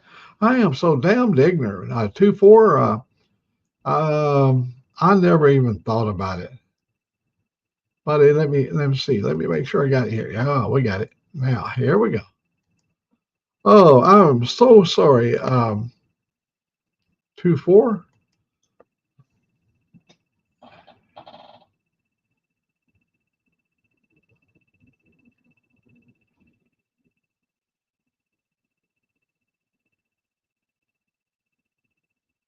There you go, buddy. Now get your pretty self all up in there. I hate to only be the pretty one in here, not counting my sister now.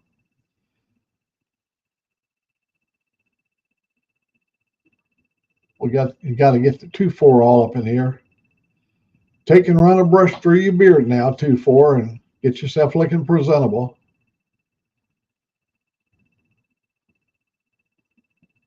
Ultra Rider, I enjoyed your ride. I saw it this morning. I don't know if you might have been a Saturday ride you posted, but I enjoyed that. The sky was beautiful, and your bike just sounds so good. It's just got that beautiful, good little sound to it. It's got a good, strong, bassy sound to it, and it was sounding good. Oh, there, my man. Oh, here. This is. Oh, there we go. There we go. Come on up in here.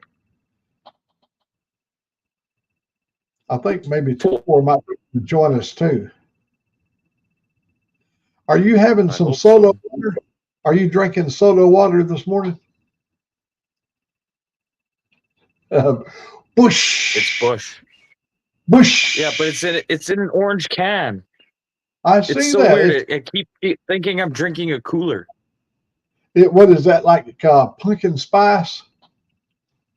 No, it's not pumpkin spice. It's just Bush beer in an orange can. I know, but is it pumpkin spice flavored Bush beer? No, it's not. It's just regular beer. No pumpkin spice. No pumpkin spice. That looks so sissy. And it doesn't taste like maple syrup either. Two in the bush. Maple syrups went down in price. I went into the store today and looked at it. Grade A maple syrup has come down by $3. I'd have to take out a loan. The last time I bought maple syrup was up in Vermont, and I bought a can of it from those Amish people in a can. And we made that last for a whole month here. We used it so sparingly, you know. And here's what we did when we got down to the quarter can. There's my man right here. Hang on. He got his beard all brushed out and everything. Look how pretty. Look at that. What's going on, fellas? Hey, buddy. Smoke him if he got him. Oh, here. Here's bud. Damn, Skippy. There. Cheers. Hey. Oh.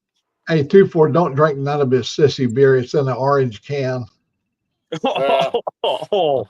I haven't got into the beer yet today. I've been doing a couple chores around here. I've been in and out. And yeah, she's a cool morning. We had snow rain mix going on here this morning, for Christ's sakes. I put the bike away yesterday. That was depressing. I had to cry my whole way home. Oh, man. Is it going to stick around, though? Nah, of course, I hope not. It's supposed to be 19 on Thursday. Halloween night's supposed to be 19 degrees that day. So I didn't take the battery and all that stuff out of the bike. I might go get her back out. Yeah, it's only a couple miles up the road. Well, do you have a storage area or a private storage area, or do you rent a storage space for it? I just got a buddy of mine's garage that he don't use half the garage, so I put the bike in there. I'll be able to tinker around with it over the winter and get it up on a jack. I got to put a new front tire on over the winter and stuff, so I got to pull the front wheel. It gives me enough room there that I'm able to do what I want to do and get the thing all polished up and then get it back out in the spring and mess it all up again. Come on. Has anybody mentioned to you there, 2-4, that you're showing a lot of gray in your beard? Yeah, it's getting chrome. It's not gray, man. It's chrome. We buy chrome our whole damn life. Now we just get it naturally. That guy, I tell you. Yeah, I got the bike is all blacked out, so I got to put some chrome in here. I wanted to get a close up of the boy drinking his sissy beer. Now I'm gonna leave it on until he takes another sip. There we go. Here's to you, sissy boy. What is that bush? That's that strong bush, 6.6 something, ain't it? No, this is just the regular stuff. But I was drinking Bush Ice, which is like 6.5, and that kind of did me in. This is like really. I'm starting to fall asleep right now after this one. I've been just drinking Coors Light lately. I drank Keats my whole life, but stuff has started messing with my guts too much. I had to switch up, and I ended up drinking Coors Light now lately. But yeah, I had to switch from Budweiser too. Budweiser started giving me the bubble guts. Yeah. Here, Dave, come on here. Let me get the link back up here so Dave can hop in here. I don't know if you saw it there a while ago, Dave. Here's it's the gonna link. be the middle of the night over there for Dave right now, wouldn't it be? It's got to be. I was up with them last night at midnight my time. Me and Motorbomb was on Dave's page at midnight. What time is it there with you, Mac? 2 Pardon? o'clock? What time you got there now? 2 in the afternoon or 1? No, it's 10:15. Okay. 10:15 Central Time. Yeah, it's just after lunch here, 12:15. 15 right now, Mark? I'm 10:15. Yeah, Central. So we Standard. run on the same time. Yeah, it okay, must run so we're running on the same time. Yeah. And then those poor Maritimers over there. Yeah, how are your potatoes doing over there in the Maritimes there, bud? Wouldn't know. No. Hey, There he hey, is. There he is. We got Robin, we got 2-4, and we got Old Mack. Oh, Canadians are still winning. The morning crew. I might have had a couple too many of those beers. That's all No right. such thing. No such thing. That's true. No such thing as too many beers. Nope. It was a lovely day, guys. it started out with all you guys in Florida and Virginia, and then it ended. All around the world. It's all around the world, guys. Today it was amazing because I've had a few lives and I've done quite a lot of footage. I just haven't got the what's the word, the chutzpah to jump on the editing machine tonight and polish it. So I'll do that tomorrow. I'll have a I've bit been of a trying to sleep do a little tomorrow. bit of editing and I can't get it at all. I got a video that I'm trying to take just a clip out of, like a 60-second clip, and I can't even figure out how to do that. It's just trying. All I got to work with is the phone, though. I was ready to throw the phone out the window the other day trying to maneuver around. Oh, I can understand your Just frustration. patience, man. Patience, man. Just keep trying. Keep editing. trying. Perhaps look at some editing. So you're using your phone to edit, yeah? Yeah. I wonder if Are you you using YouTube to edit the videos, though, or are you using some software? No, I'm just trying to do it on my phone, just trying to take a 60-second clip out of the middle of a video that I shot. Okay. I wanted to add some music to it Okay. and throw it up because it would make a good little short. Because all it is my speedometer, so you can guess what's happening. Yeah, I can do it. Sitting on the speed limit. Oh yeah, right on the speed limit. Yeah. Yeah, right on the speed limit. Yeah. Well, the highways around here say maximum 110, but my bike is in miles per hour, so I'll do 110. I saw Ray Gregory in here a while ago. I would like, if he's feeling up to it, I'd like for him to hop on and let us know how he's doing today. Well, Robin, seeing how you're having a beer, I guess I'll grab one. I'll be right back. No, I've had enough for the day. I'm about to turn in, but I will just say a quick hello to you all, and also the good people in the chat. I hope there you go, Cause. I hope they're all enjoying your stories, Mac, because I think that's a big draw card. I mean, even Ray Gregory had to agree, look, heck, I've got a couple of stories, so I'm going to start telling stories. I just think it's wonderful, that the elderly stories, because you can't take them with you, and that's right, you Robin. have to just let them flow. You can't, like, have a buddy. I have his stories recorded. And he doesn't know I'm recording his stories. Excuse me. Yeah, Old Mack should write a book. If you don't write the book, they will never make the damn movie. You got to write a book. Yeah. No, I got some buddies with some fucking stories, man. Memoirs of Old Mack. If we could bring back Cecil B. DeMille's, and the headlines would be, the movie would be Old Mack, done in the old, like in the old epic movies, the Coliseums, and he takes on the world. Gunslinger Mac.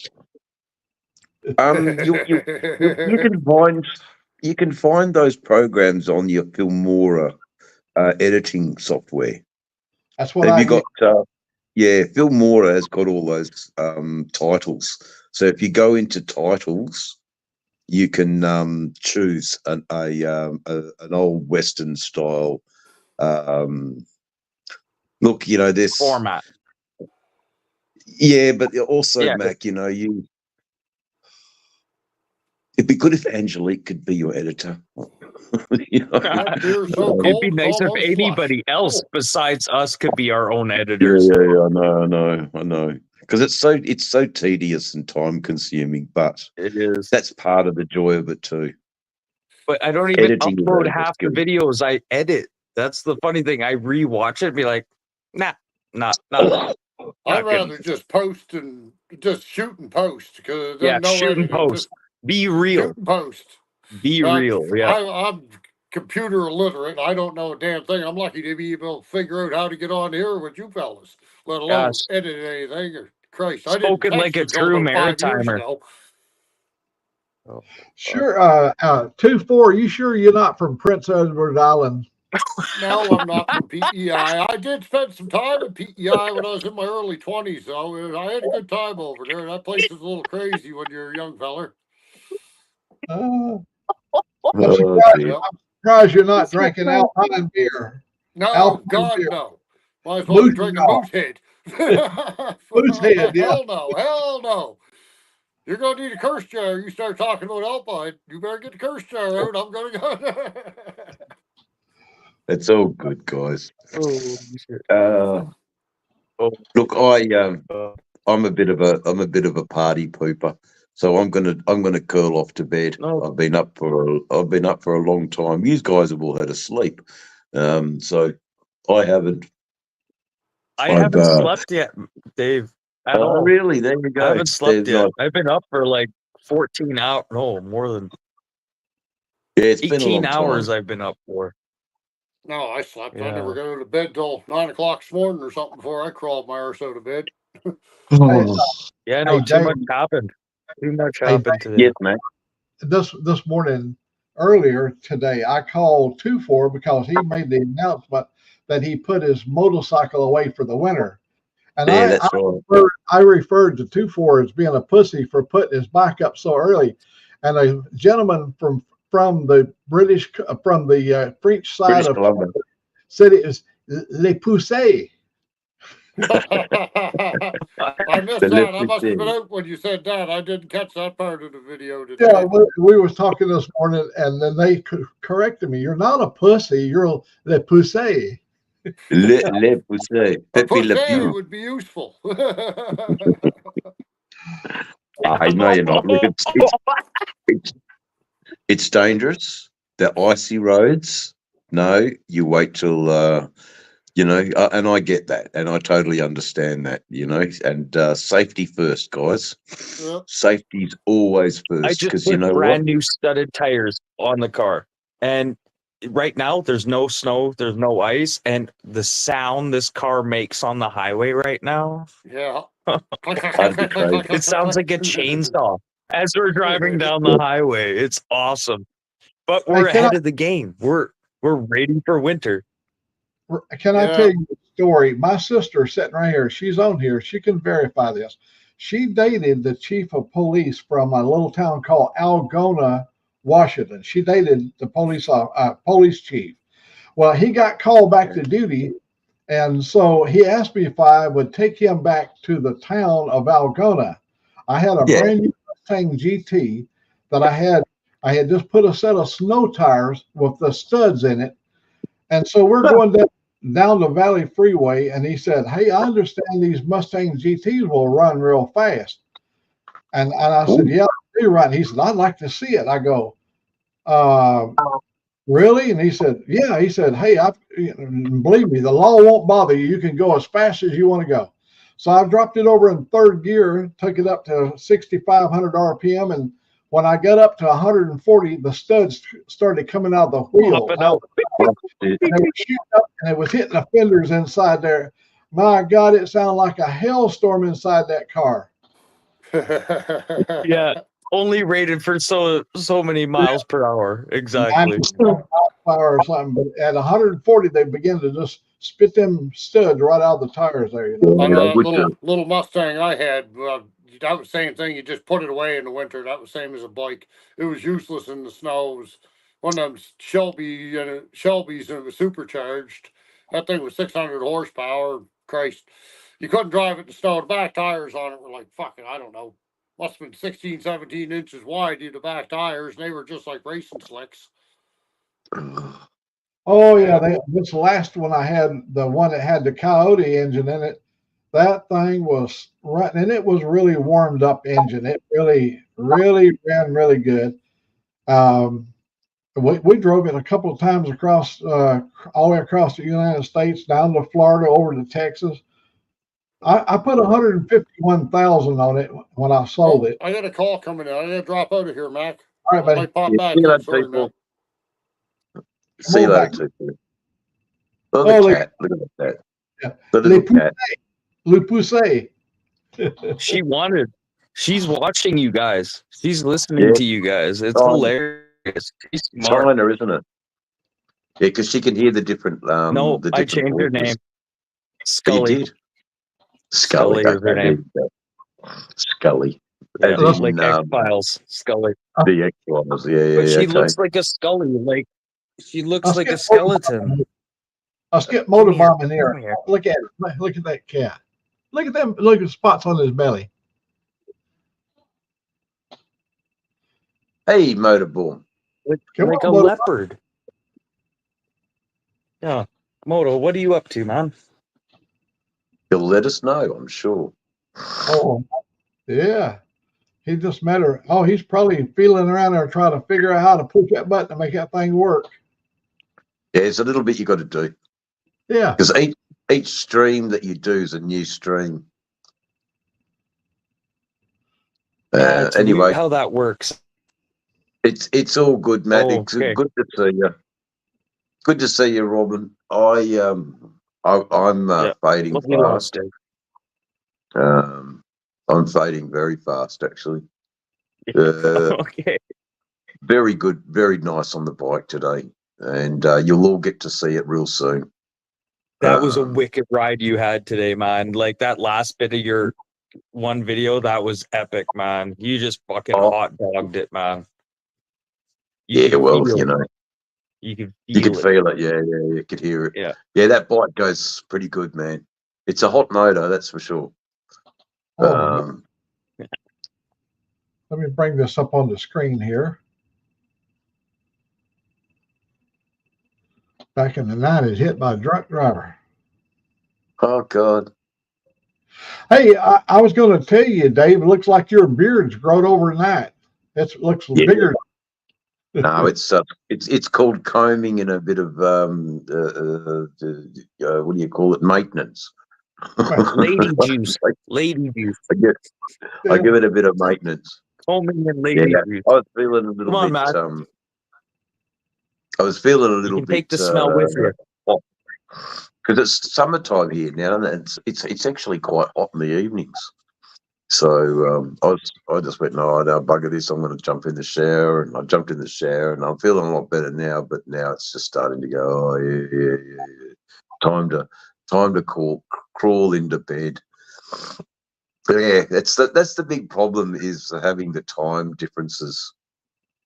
You know, and you guys are wide awake, and I'm just drifting off. And you know, forgive me if I. You know, I'm gonna be fall out cold asleep. soon here. I haven't slept all night, and just marijuana and beer, and one beer an hour. Oh well. So, what's your plans for today, Mac? Well, I've got to cook.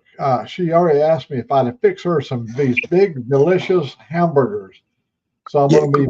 And I use this. I got some new stuff. Slap your mama seasoning that makes a hamburger just come alive. And she wants good stuff. Sauteed mushrooms on it, and so I'm gonna be developing hamburgers for lunch. Oh well, I'll think of you and Hooligan today working, because Hooligan jumped in live a little while ago, and he said he's off to work, and T-Bone came in too quickly. It was good to talk to them, and like Motorborn said today, you know, we're all a bit of a family, and it's bloody lovely. It's bloody lovely. We can talk about things here that we can't talk to other people about, and we can get it off our chest as well. You know, mind you, I will say my phone's doing strange things, but that's all right. My phone is doing strange things. YouTube and doesn't YouTube's like my doing phone. some stuff right now. I'm telling you right now, Dave. Yeah, YouTube's doing some stuff. I'm dealing with that right now. But yeah, and it's because of your subscribers too. Once you start getting past a certain amount of subscribers, you're gonna start getting a little bit more headaches with YouTube. Yeah, I'm getting the headaches, all right, but that's okay. We can deal with the headaches. We'll just give them an aspirin, eh, Mac? An aspirin. We'll just give him an aspirin. She'll be right. I don't do aspirin. I only do bush. Dude's on mustard on mushrooms. Now we're cooking. Now that would be nice. I got some mushrooms All sitting right. here, some Aztec, but I'm not eating those. Garlic butter. See, you've always got the foodies who are ready to come up with the ideas. Hey, But Dave, yes, mate. I like chicken wings with garlic herb seasoning on chicken wings and put them in the air fryer till they're crispy. Roll them over a couple of times. Oh hell, you can just suck the meat right off the bones, and that garlic herbal garlic seasoning is so delicious on there. It's beautiful, Mac. Yeah, I'm a bit of a fan with the shrimp. The prawn with the butter and the garlic, little bit of coriander, chucked in the cream, and then put that over your rice. Ah, beautiful. My Can't go mission wrong. for this winter is I'm gonna have my smoker running all year round, not just in the summer. I'm gonna figure out some way to have my smoker running all year round because the winter time just kills us. Yeah. No, it's certainly true, and smoked food is a good way of preserving food as well. Guys, I'm falling asleep. I love yous all. I'll see yous all later, eh? Hey, love you, man. Thank you very much for me. Have a great day, guys. It was a lovely day today. I'll see you again soon. Bye all now. Bye now.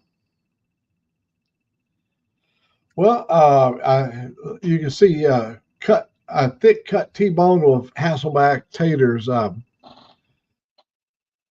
We like taters in any way you fix them. We have a thing called a JoJo where they're like wedge cut potatoes and deep fried.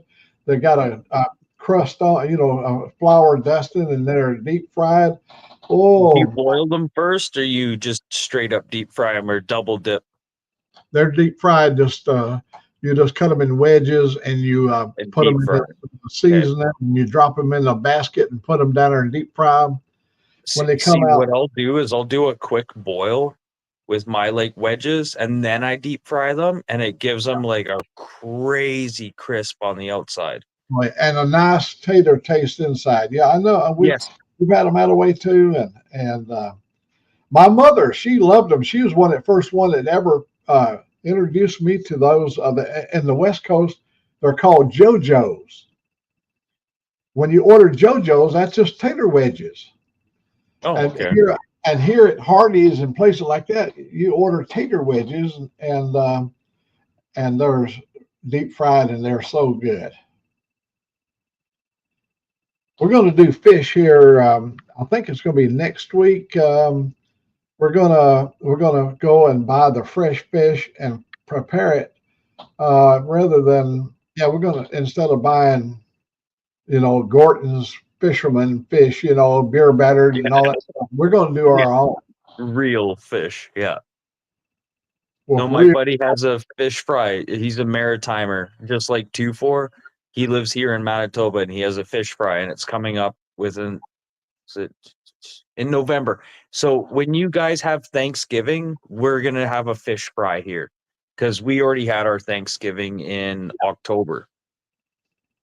So is that Boxing Day or no? No, you have Thanksgiving and Boxing Day is the next day. I don't know how your American rules work. I don't know, but and then Memorial Day. You have Memorial Day. We have Remembrance Day. Boxing Day is the day after Christmas. Oh, Boxing Day is the day after Christmas. Oh, we're talking Black Friday. Don't you have Black Friday right after Thanksgiving? Yeah, that's right.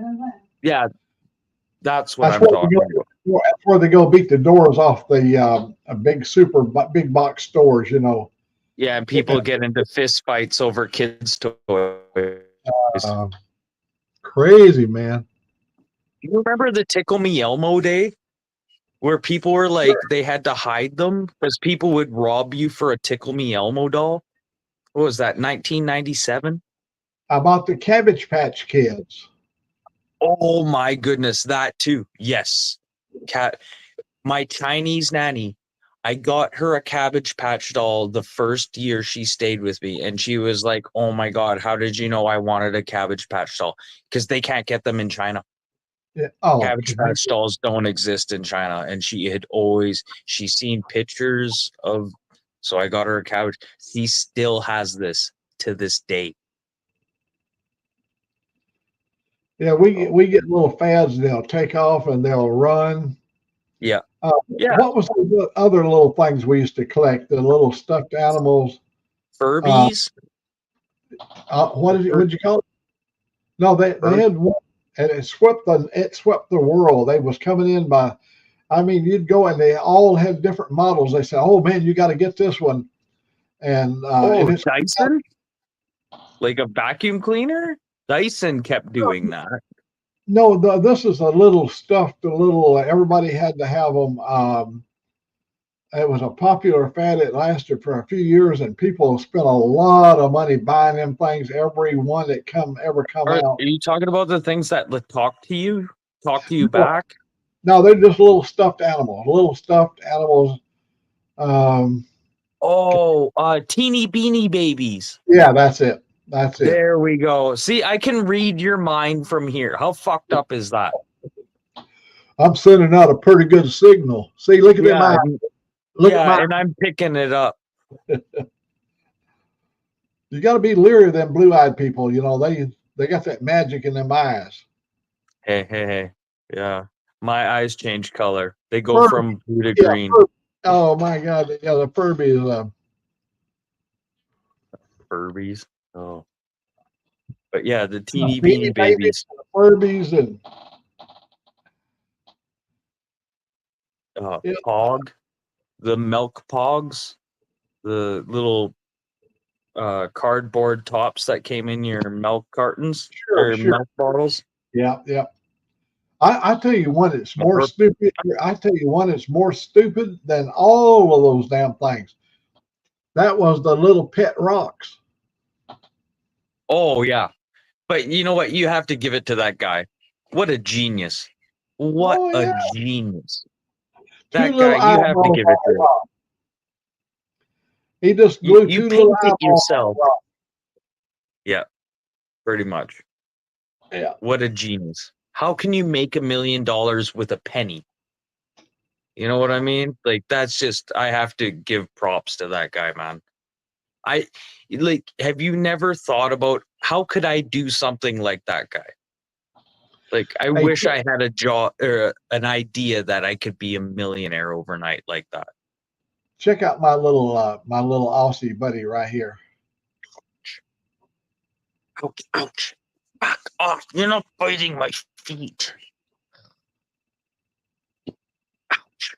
Fuck, she's fucking pissy right now all of a sudden. Robin, can you read the comment there?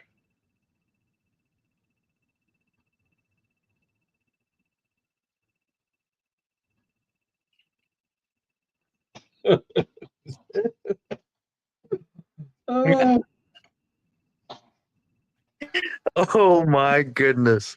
Okay, I gotta screenshot that. Oh, you want me to put it back up? Oh, it disappeared right before I got it. Okay. Screenshot that.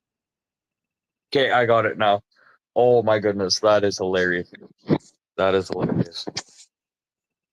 Oh. What's it like down there for Aboriginals? Or sorry, Indians. And I don't mean Punjabi, like East Indians. No. This is Indian country. All of our relatives got some Indian in them. Here, so there's some casinos. No, gambling is not allowed. Gambling is not allowed in Alabama. Only the Indians have like 3 casinos here, but they're under such a control by the state that they can't blossom. They can't grow as big as they could be. Okay. We live in a state that doesn't allow almost anything. Okay, so it's like here. Like they'll allow the Indians here to have casinos and stuff, but the government wants like 75% control. So really, at the end of the day, they're only making 10%. You know, after overhead and blah blah blah, and they think it's a good idea, and it's not a good idea. And it's always retired people going to the casinos and spending their life savings. Like, it's sad. But I'm going to tell you what, look at this right over my shoulder. See this little flag right there?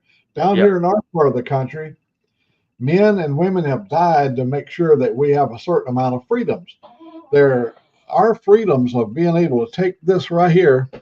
I worked all my life, and inside this wallet, I should have the freedom to do what I want to do with my money that I work for. But when you live in a backward state like Alabama, they say you can't do this. But listen to this: you can't even buy damn friggin' beer in my county. You have to go. My county is a dry county. You have to.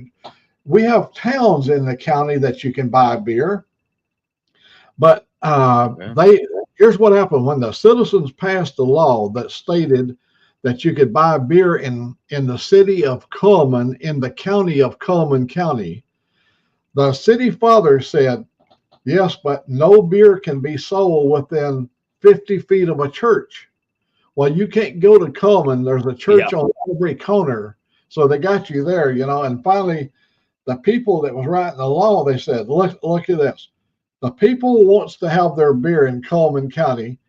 And if you don't give it to them, you won't be sitting on the city council the next election. So they immediately changed it where you can go to the Mexican restaurant now and have maybe a shot of nice tequila, or you can have a cerveza, you know. But here's what happens. The law is sitting right out the door watching you. Yeah, that right there got his nose full of alcohol. We got ourselves a $500 fine right there. We got him this time. He's right, damn, I'm telling you. And this freedom right here, there's not a lot of freedom left in it. It's been sucked dry by leeches just like that. It wants to control every facet of what's in my wallet. They want to set down rules and regulations that I, as an American citizen that have lost family members supporting this flag, can't do this in this county. You can't do that in that county. And we don't allow this up here. And this state don't even allow it at all. You're going to go to prison, boy.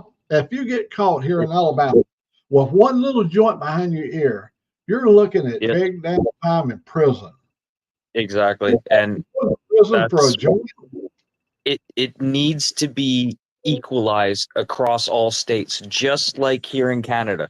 We have the same problem because every province has their own rules. So, okay, me traveling from, say, if I'm in Manitoba, so I have to go through Saskatchewan and then to Alberta to get to BC. Think of all the rules. And they're different rules. They're like some states or some provinces, I can have a radar detector. But as soon as I get into the other province, oh my God, yeah, you're in trouble. You could be looking at jail time or a huge hefty fine if you have a radar detector. But there's nothing that tells us what the rules are about other provinces or other territories. In the States, the same thing. You guys, like, it's so close. You guys can like travel, right? But the rules change so quickly. Sorry, Scully is like totally going nuts on me right now.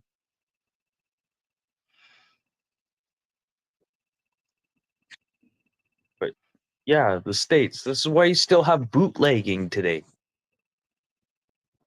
Like, it's good money. Do it bootleg. Do what you have to make money. But I guess we've learned to live with that. I'm going to tell you what. Let me tell you this. So I buy this place down here. I got a chance to come back on the family. Our family has a history of this land down here. So I came back in '97, moved into here. I put a nice big pool out here in the back. I got a big, put the big pool in with the deck and all that stuff. Well, we were out there just sucking down beer and having a good time. We had all kinds of alcoholic drinks, mixers, and up on the hill, they sent one of the boys over here to tell us that this was a dry county. I said, what does that have to do with me? And he said, beer is illegal. I said, no, you better read your little law. The beer is illegal to purchase. It's not illegal to drink. So we bought this legally and paid taxes on it in Jefferson County, and we're drinking it in Coleman County. Well, I thought the law ain't going to like y'all doing this, you know. To hell with them. We never quit drinking, and they never run us out. Yeah. Yeah. Know your rules. And I feel bad for the people that are ignorant about the rules, though, but you really have to start looking after the rules. And the rules change constantly, especially here in fucking Manitoba and Canada. You can thank our fucking prime minister for that. Okay. Him legalizing marijuana made it harder on anything else. Like, say you get caught with a beer in your vehicle, yeah, you're getting your vehicle impounded, and it doesn't matter if you're drinking it or not. If you're caught with a beer, open liquor inside your vehicle, it could be a 2.6 that, you know, there's some drank out of it and the top is on it. That's open liquor. Well, your vehicle gets impounded for 3 days. So yeah, it's fucked up. Like, just legalizing marijuana made everything so much more strict here in like Canada. Like, I'm telling you, I watched that whole series. We've watched every one of the series of Just Passing Through. Oh, And, you know, I've had good friends and good buddies in my life, but I've never had one to shave my ass ever. You know, you get that back hair, you know, and you got to have your good buddy with it. I have a buddy. He's in the military, and that was one of their practices. Yeah, that's how the Canadian military work up here sometimes. And he's a higher echelon, working his way to like the equivalent to a Navy SEAL. He's working his way up there. Like, he's jumped out of helicopters into the ocean and shit. But yeah, he's had to have his teammate shave his ass, and he's had to shave his teammate's ass. I'll tell you, that was funny. I'll tell you, when they went back to PEI, when they got back there, and Grandma, they had the coffin on the side of the road, and they come driving up there, and they just, oh no, Grandma's dead, and they opened the coffin. Oh my She's God! Still kicking. She'll never die. She's never gonna die. And she's kind of plain spoken, Grandma too, you know. Yeah, no shit. Yeah. You know, the Canada is so reserved in our minds. We think of Canada as being so reserved and very polite people. And then you watch all those years of Trailer Park Boys, and then you top it off with Just Passing Through. And have you noticed how Owen looks like the guy from The Big Bang Theory? The guy, he has the same traits and mannerisms and. But this is before The Big Bang Theory. I know, that's what I'm saying. It's so ironic that guy's character is so much like Sheldon, you know? Yeah. Maybe he stole the idea, but like, whatever, blah, blah, blah. Like, ideas come from other characters. Like, Richard Pryor is a big part of my life. I love Richard. And, the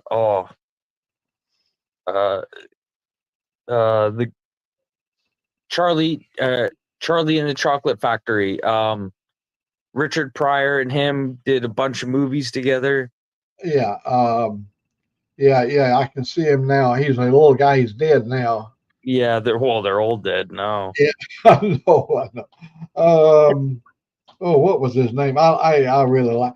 I think he was the same. He played a character in that Western. Well, he's a comedian as well.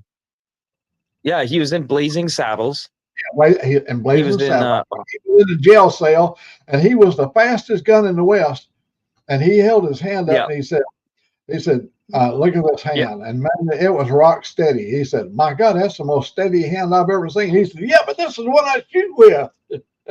Cleveland Little, you know, he played the sheriff.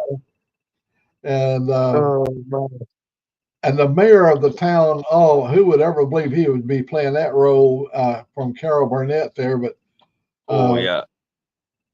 I liked everything about Blazing Saddles. I like this old Slim Pickens is back there, and they're on a railroad car, and they're pumping the car.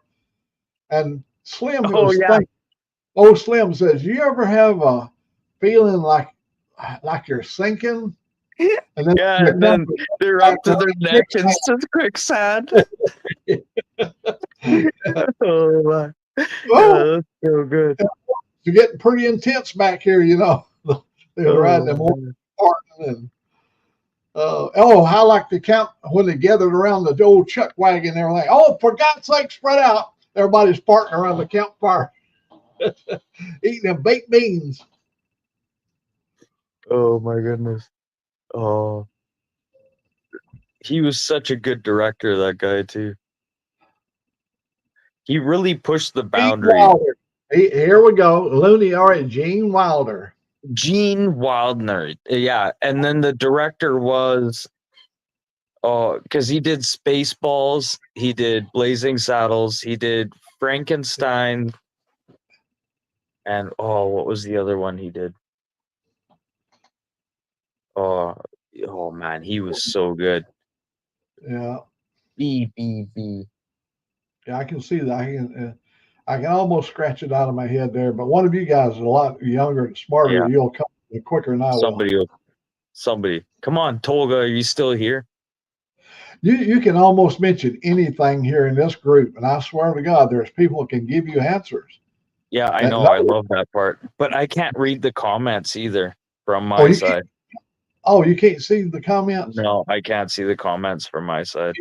Yeah, Mel Brooks. Thank you, Woody. Great director. Spaceballs, Uncanny and Spaceballs. Oh, yeah. The dog. Was it Bob?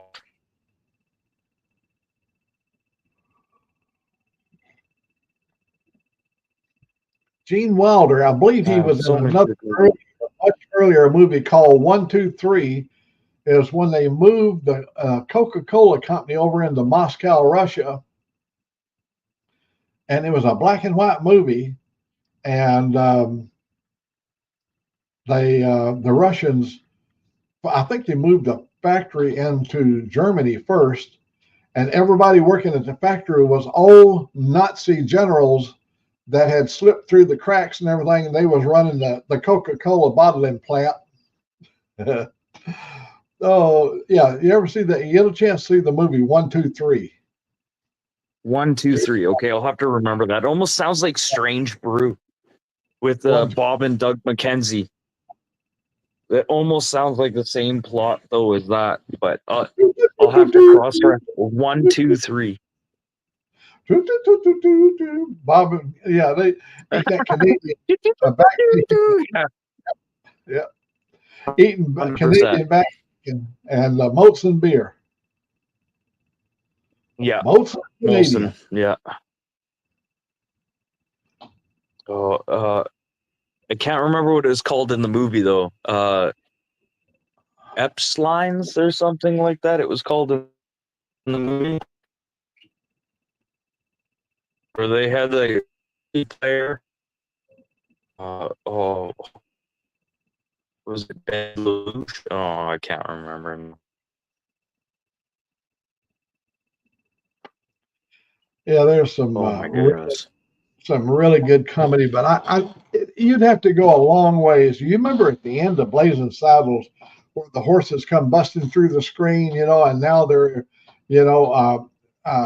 at the very end, the horses come breaking through the screen, and they come right to the audience and all that stuff, and it was just, and I loved it when when the mayor was up there rubbing that statue, you know, he was in love with that Venus de Milo or whatever it was he was rubbing on. That was the director, was the mayor, was he was cross-eyed, remember? His one eye looked this way and his one eye looked directly at you. The mayor, he was cross-eyed. I don't remember that. Yeah, he was yes, he was cross-eyed. There's another name for that. He was dick-eyed. Cockeyed. He played cockeyed. Thank you. He was cockeyed because he was always too busy playing with himself. Yeah. He was always cockeyed. His eyes were never straight. That mayor. You know, and that was you know, there was a little baby born with no eyelids. And the doctors come in and said, "Oh my God, we got a baby down in pediatrics was born without any eyelids." And one of the doctors sitting there around the table, he specialized in circumcisions. He said, "Hey, look, I saved the foreskins." And so they put the foreskins above the little baby's eyes, and they said, "Well, how did the surgery turn out?" They said, "Oh, he can see good, but he's a little cockeyed."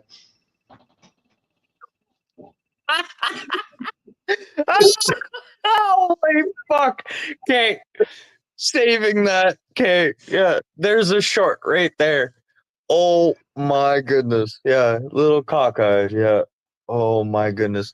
A moil. You have to say a moil next time. There was this moil that just happened to be around. And I got this extra foreskin. Well, they asked You the gotta do boy. the Jewish accent. They asked the boy, Oh "What my. do you do with all them foreskins you save up?" And he said, "What I do is I stitch them together. I've got a friend that's really good in leathercraft, and they stitch them together, and they make wallets out of them." And they go, "Oh man, is that wallet business must be good?" He said, "Yeah, you got to be careful. If you rub them the wrong way, they'll turn into a steamer trunk." Oh my goodness. Oh man. That Yeah. that was so good. That was so good. You're like my freaking uncle, man. If I just keep feeding the beast, you'll just keep telling them. Uncle Mac. Uncle Mac. Okay, you're Uncle Mac from now on. Sorry, I'm just gonna say anytime you see Uncle pop up in the chat, that's you. Hey, Unc. One time Oh my god. we was in a session where we had a lady in Germany on the phone, and this lady was talking to her mother, and we were telling jokes in English, and she was translating in German. And she had to do it several times because there was a lot lost in the translation, you know, between English and German. And it was so funny to listen to her translating my joke from English, one of them naughty jokes from English over into naughty German. Oh my! You can't even see the look on her face. You can't even see. You just know. You just know the look on her face.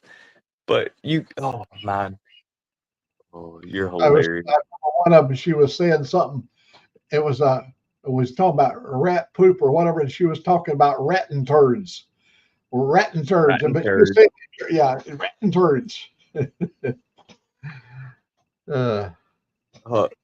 Seal in French here in Canada. Seal, like a seal, like a seal, like you beat them with a club.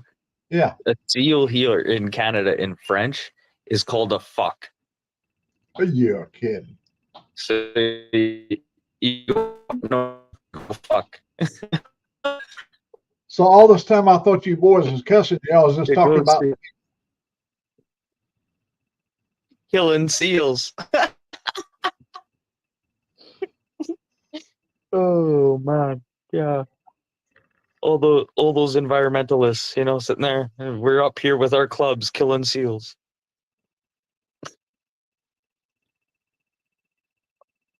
Oh yeah, but it's PH. Fuck. Of course, my friend Ed in here, he speaks fluent French, and they go and watch French movies. They watch American movies in French first. The way it works in Quebec is they release them in French, and then you see them in English. And yeah, and so, but he does both, and he is as American. He's one of our American boys that just happened to be born. He just happened to be living in Val-d'Or, Quebec, and he fit in like a glove with our group. He is, you see his age. He's high up into the 90s. That's the place I want to be one of these days, but not now. Val-d'Or is a nice place. Val-d'Or is a very nice place. But Quebec that's something else. Man. That's a language even French people can't even understand what the fuck they're saying. Like that's Quebec, man. Like it's really into themselves. Am I saying this correctly? Involved in their own city. They're too involved in their city. They don't want to know what's happening in Montreal. They don't want to know what's happening in Trois-Rivières. They don't like any little town that's happening outside of Quebec. They don't give a fuck. And you can't understand a thing they're saying, whether they're speaking French or trying to speak English. Sorry. You see, Rod B said broken seal would be a back.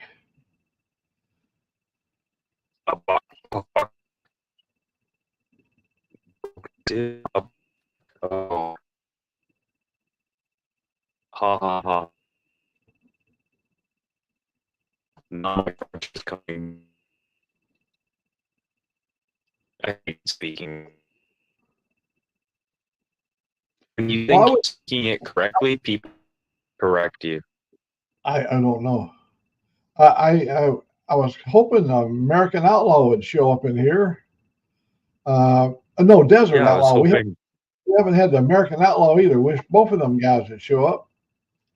They always bring either or. Yeah. They always bring in fresh content. Here, I'll be right back. I'm gonna leave. I'm gonna go hit up some links. Okay. Come on back. And here we are. Friends, today I bring us all together.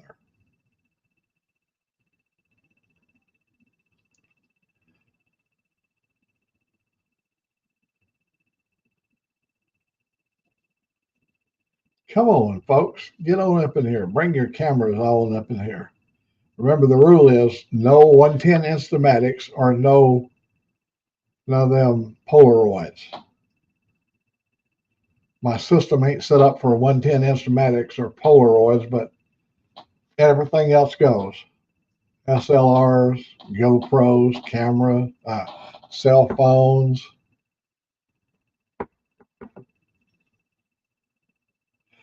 Well, Looney, I hope you get to feeling better, my friend.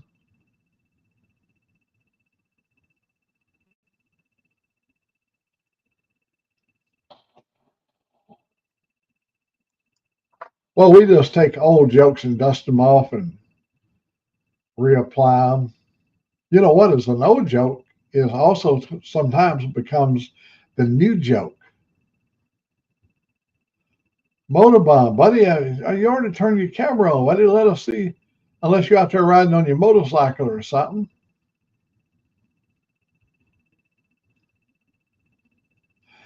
We're going to do the best we can. We're going to make hamburgers here. I'll be going in there pretty soon. We'll probably hang in here to noon.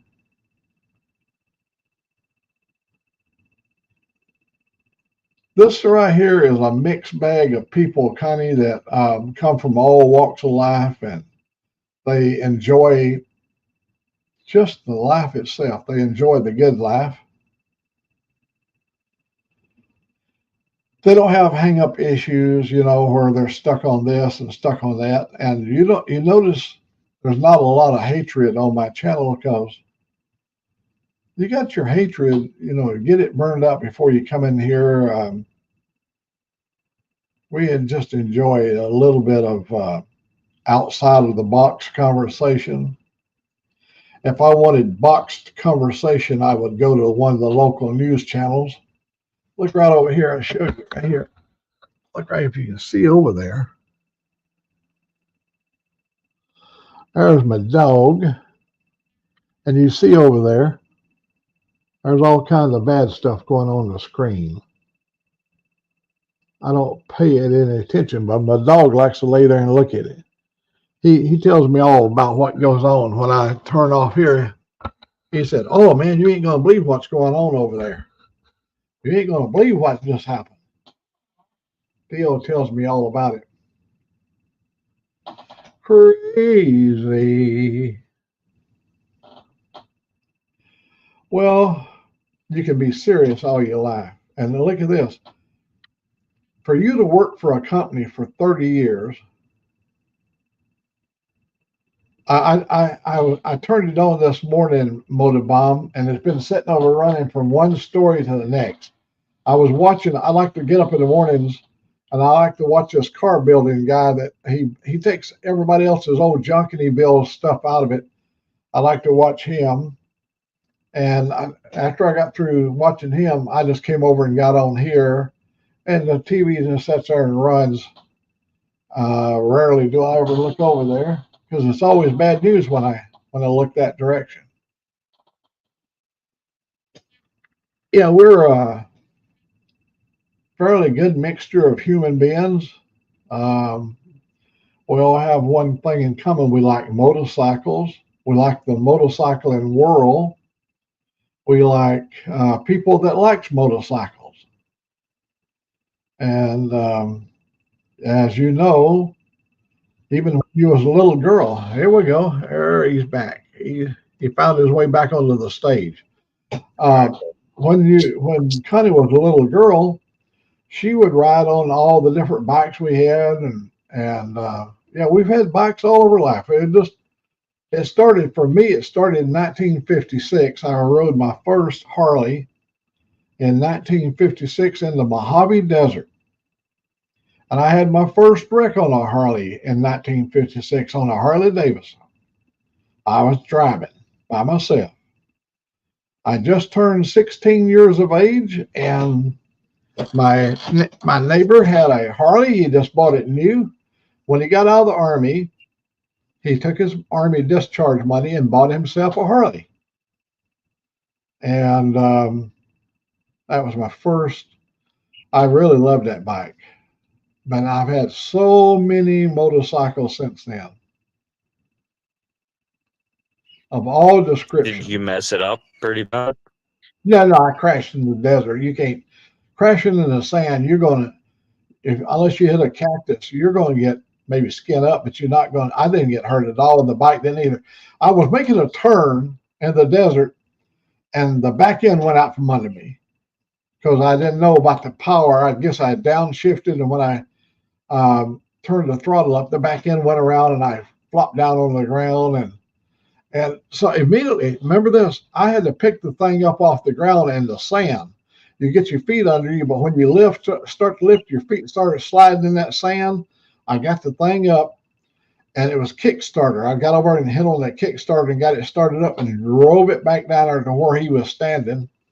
And he said, "You learned a lesson, didn't you?" He said, "You learned, not to goose the throttle when turning in sand." And I did.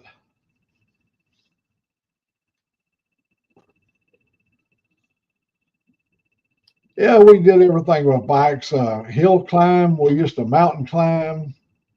We used to ride all the trails. We had. I rode mine to work every day. Yeah,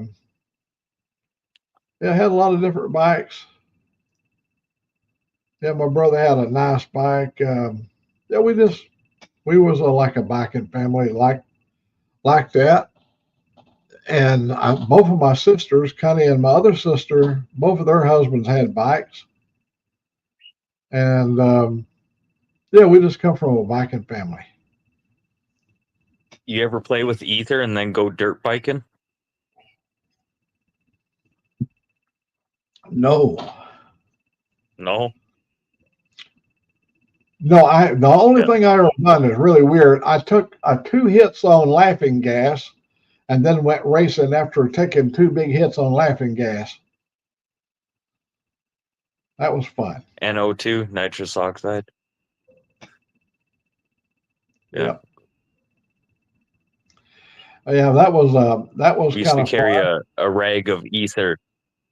We carry a rag of ether and keep it in our back pockets.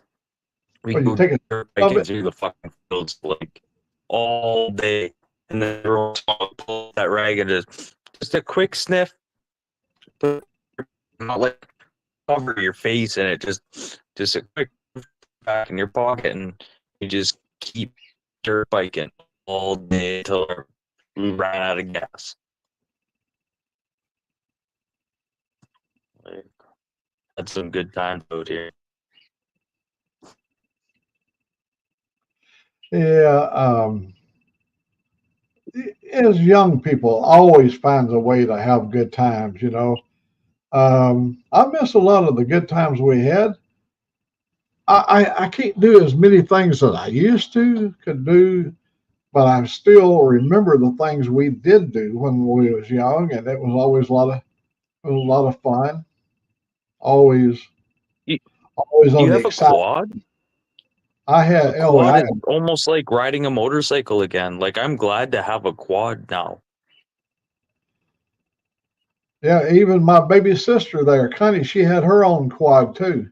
We belong Yeah, to a racing group of quads. Yeah, we it's run nice. all over the nation. I went all the way to Washington State to go ride in a quad race. Oh, here we go. Here we go. Ooh, look at you. Oh, good There. morning, Moto. Yeah, good morning to you all. Been watching you guys all morning. So, What are you what? in the dungeon? I couldn't stand it no more. Am I in the dungeon? Yeah. Nah, this is my my den room or whatever. Got the outside there, fireplace back there. Oh, You know, some exercise stuff in case I decide to get big and strong one day. yeah. Speaking of which, I got to get my fireplace up and running. Yeah, that was a major thing when I lived in Minnesota. You cut wood every winter, so and burn I it. have a pellet stove, so I just feed it and forget it. Sounds like an infomercial. Feed it and forget it. Well, you're good for 3 days, and then I shut it down and I clean it, and the house is still hot. You're only out without heat for 30 minutes. Yeah. So the house is still warm. So So, tell me, Moto, who won what last night? Did any of our people win anything? I couldn't tell you. It was kind of hard to see. I know when Sick gets back, I'm sure he's going to give us a full, wonderful report. yeah, he's gonna give us definitely a rundown on that. Yeah. Did you see the picture this morning of Buck and Shade Tree Surgeon and Tall Ellie? And Was Okay. it in the community page or something? he posted it this morning. I saw it here this morning. He posted a lot of stuff this morning. I seen Oh, it all though. it was the I'm most pretty sure I'm beautiful. up to date. You know, Tall Ellie, how big she is, and Oh yeah. Buck is shorter than Shade Tree Yeah. Surgeon, and Tall Ellie is like 2.5 heads above all of them. Yeah. Yeah. She's what, 6'5". She's big. She's a big girl. Mm-hmm.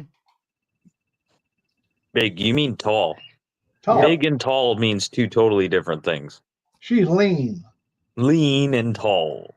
Yeah. We used to call long, tall Sally. Buck. Yeah. I remember that song. Yep, long, tall Oh, Sally. or I think it was a song. I It just was. say rhubarb. You wanted to clamor and yodel. Let me see if I can find Buck's page and see if we can see any of that stuff. It was. I saw it this morning. What picture? It was. I got it now. Look at Tall Lady. Look at how big she is. Look at that. Oh, I know, man. See if can you bring it up. Oh, so he knows how to do. He knows how to do shit. I'm gonna try to. So Let's how do see you here. do this, Moto? I just screen share it, put it up in another window. And then when you get back to your, you don't have StreamYard. Well, you can do it on YouTube. Yeah, on YouTube as well. Take a look. Take a look. He's like a midget next to her. Look at this. Oh my God. You know what? I'd be the same. I'd be the same height. I'm probably the same height as fucking. Oh my God. Yeah. There's more pictures here. I went too far. Hang on. Let's see. What does that say? There's some of the sick bastards. White Lightning. Yeah, 6. Yep. And Bucks Indian. Yeah, Nightshade, isn't it? Do you have any of the bikes that went up for raffle? No. If we can find those on Shade Trees, I had those up last night. We Okay. looked at them. I'll check those out later. Yeah. No, White Lightning. That's that that's is fucking awesome. 6 bike. Yeah, he won that from Forgotten Angels as well, I believe. Or Ain't that something? yeah. He let Angel drive it all during this event. Yeah. Yeah, that must have been something. That's kind of cool. She's big deal, kind of. You know what I mean? She just was. We all like her. Explain that moto again. You showed me how to do it, and I can do it. So, okay. Explain to him how you do the screen share, and then come back over and post it. Well, if you got a tab up and you only got one monitor, it just makes it a little bit more inconvenient. But you just open another tab and whatever you want to go to, and have that all set and ready. Go back to your YouTube studio thing, and find out wherever your screen share is, and pop that screen share up. It'll ask you what you want to grab that you have open. Can you explain screen share a little bit better? I shared another screen that we can't see. Okay, so where do you find screen share? Let me tell you, Marlo. When you go over to where your source of, like, say, you're on YouTube, go to your YouTube page, and you go over there and you see a page you like. Right down below that page, it says share, and you click on share, and then come back. Click on. I'm gonna try something. I'm gonna try something here. I don't know if this is gonna work, but I'm gonna try something. Sharing the page and stuff, you're right on that, Mac, but I think he's having difficult while he's in the studio to find the option of where to even do that, because we have it nice and easy in StreamYard. It's right there. I don't know where his controls are. He has to push on a screen or pop up wherever he can do some stuff while he's on YouTube. But he did like you, exited himself out, trying to figure stuff out. As soon as he disappeared, I said, I know where he went. Yeah, we've all done it. He'll be back. He'll be back. That's right. Oh, that's funny. You got so many people hollering at you. You got Rod B over there said, "Bomb the bomb." Thank you. The bomb. And Evil over there is hollering at you. Whoa, you got a lot. When you come on, everybody wants a little piece of the moto. Yeah, I always wonder why more people don't hop on with you, man. It's a privilege to be on with you and hang and talk with you for a while. We got to do that. Every day, man, is a gift and a blessing, and to spend some time, is awesome. Thank you, Mac. Well, I don't have anything to offer. I can't give any helpful tips on various things. I learn stuff every day, and I share what I learn with other people like you do. I don't have any, I just, whatever I learn, I share. Mm-hmm. All I got is old stories. A lot of people can't even relate to 1940 or 1950. They go, oh my God, that was from before my mama was born. We got such an array of information to put out and different sources that's what makes the whole thing so good. Because if me and you was doing the exact same thing, the deal, that would be like, okay, well, what good is that? You know, we need something else over here and over there, and you know, and stories, your memories are so educational and wonderful. And I've been watching. Watched last night before going to bed. They're talking a lot about dropping nuclear bombs again. They're talking about that kind of stuff, and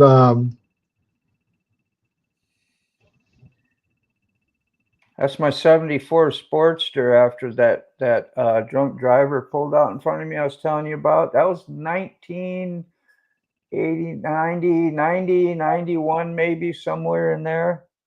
ooh, that's tore up. Yeah, I was doing about 45 miles an hour, and somebody was sitting in a medium, and he was getting ready to cross the road just to go, I think, I don't know, whichever way. And he said he didn't see me coming. Typical. Well, he was drunk, they found out afterwards anyway. And after I hit him, it had him being drunk too, probably didn't help, but somehow it got enough out of control that it was upside down and laying in the ditch.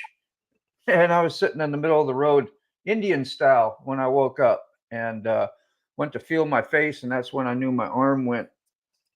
It's all jacked up. Let me see. Here's all I had was the little peanut helmet, you know, the brain bucket. So, and that was just like a open kind of wound, I guess. It was interesting. Yeah, I just happened to run into those pictures today because I was doing a edit on a video, and I brought that up in the video. I was like, hey, I'm gonna go see if I can find those pictures. I'll add them into the video, you know, because we all need gore. Yeah. But yeah, that was a lucky day, man. Let me see if I can do one from.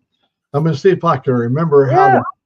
Well, I may have to do it a little bit different. Let me see. Let me go from here. Now, hang on. They got other people might come in, and I think you got the authority to turn. I'll be here.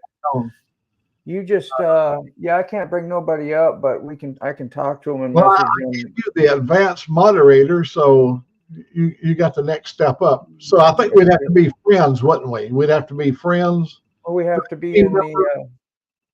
I'd have to add me as a thing to your if I got a member to your actual StreamYard like John and I did last night, and I could control everything and vice versa. And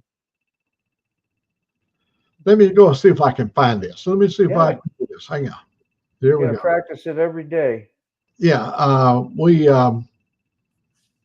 let me see. I'm looking for what I'm looking for here. This PC shortcut. You're not seeing this, are you? No, I don't see nothing yet until you share it. Yeah. Okay. Okay. No, that is not what I'm looking for. I'm looking for my videos. Here we go. Right here. Old Mack video. Here we go. We're getting there. Now let me find the one. I'm going to see if I can screen share it. Here we go. This is it right here. This one will make your hair rise up right here. Let me see. Let me bring it up. We're almost there. Hang on. Whoa. Yeah, you're right. We got to stop the sound there. Hang on. I can find out how to stop the sound. Right here it is. Hang on. Now, we will. Okay. That won't do it either. I'm still working on it. The more you do it, the easier it'll come to you, you know, so it's good that you just keep trying, and pretty soon you'll be able to do it on demand. Yeah, it won't let me do it from this page here. Well, you come back into your studio and you go down to present, remember, and then it'll give you screen share, and then you go pick that page in the menu that it gives you that you just opened off, you know, after you left the studio, wherever it is, you know. But it won't let me select. In other words, I wanted to select share here, and on this screen I don't have a share button. Let me see, is it right here? Nope, that's not it. Yeah, but that only shares the link and stuff. You're actually going to share the screen in your studio or wherever you have it on your computer. You're not like yeah, it's kind of hard to explain. I'm sorry, Mac, but just come back into your studio, go down where the settings is, and the leave studio red button, all that stuff, and you'll see present with the plus sign. Look like a little TV screen with the plus sign. I'll practice some more. I was almost there. I found the little video I was going to share. It's a little short 2-minute video, less than 2 minutes, but I couldn't. All right, now let's go over it again. Let's get this right. You got it. Now tell me again. How am I going to go over from my selection of movies, my videos I've got saved up on my hard drive? So I go over but when I picked the video, there was no place where I could share it. So tell me once again the procedure. After you have that up from your computer and you got it running, go ahead, just get it running, and then switch your page, whatever in your browser, come back to your StreamYard studio like you're normally sitting and looking at everything when you're talking and seeing your comments. Go down to the bottom, hit the screen share. It'll bring up a menu. Yeah. If it's not a web page, you won't pick the one on the left side. You'll pick another one. You'll see it. You'll figure it out as soon as you pop it up, start reading it, and continue looking through that little menu till you find your video running somewhere else in the background on your computer. All right, I'm going to do it now. I'm going to go back over again. And I'm going to pick, that's the one I want right here. And now I'm going to go over here and I'll come over here and I'll go down here to present. I believe you said present. And I'm going to share screen. And then I'm going to pick the one that says screen sharing is easy. Screen share. Okay, what else? Maybe window. Screen. This is it right here. And it's going to bring up a menu. Oh, what's happening here? I hit share the menu, but so far it ain't brought up a tab. Choose. Well, maybe it won't let me bring that one up. You try entire window. You'll find it, or window. It'll say after you hit the screen share.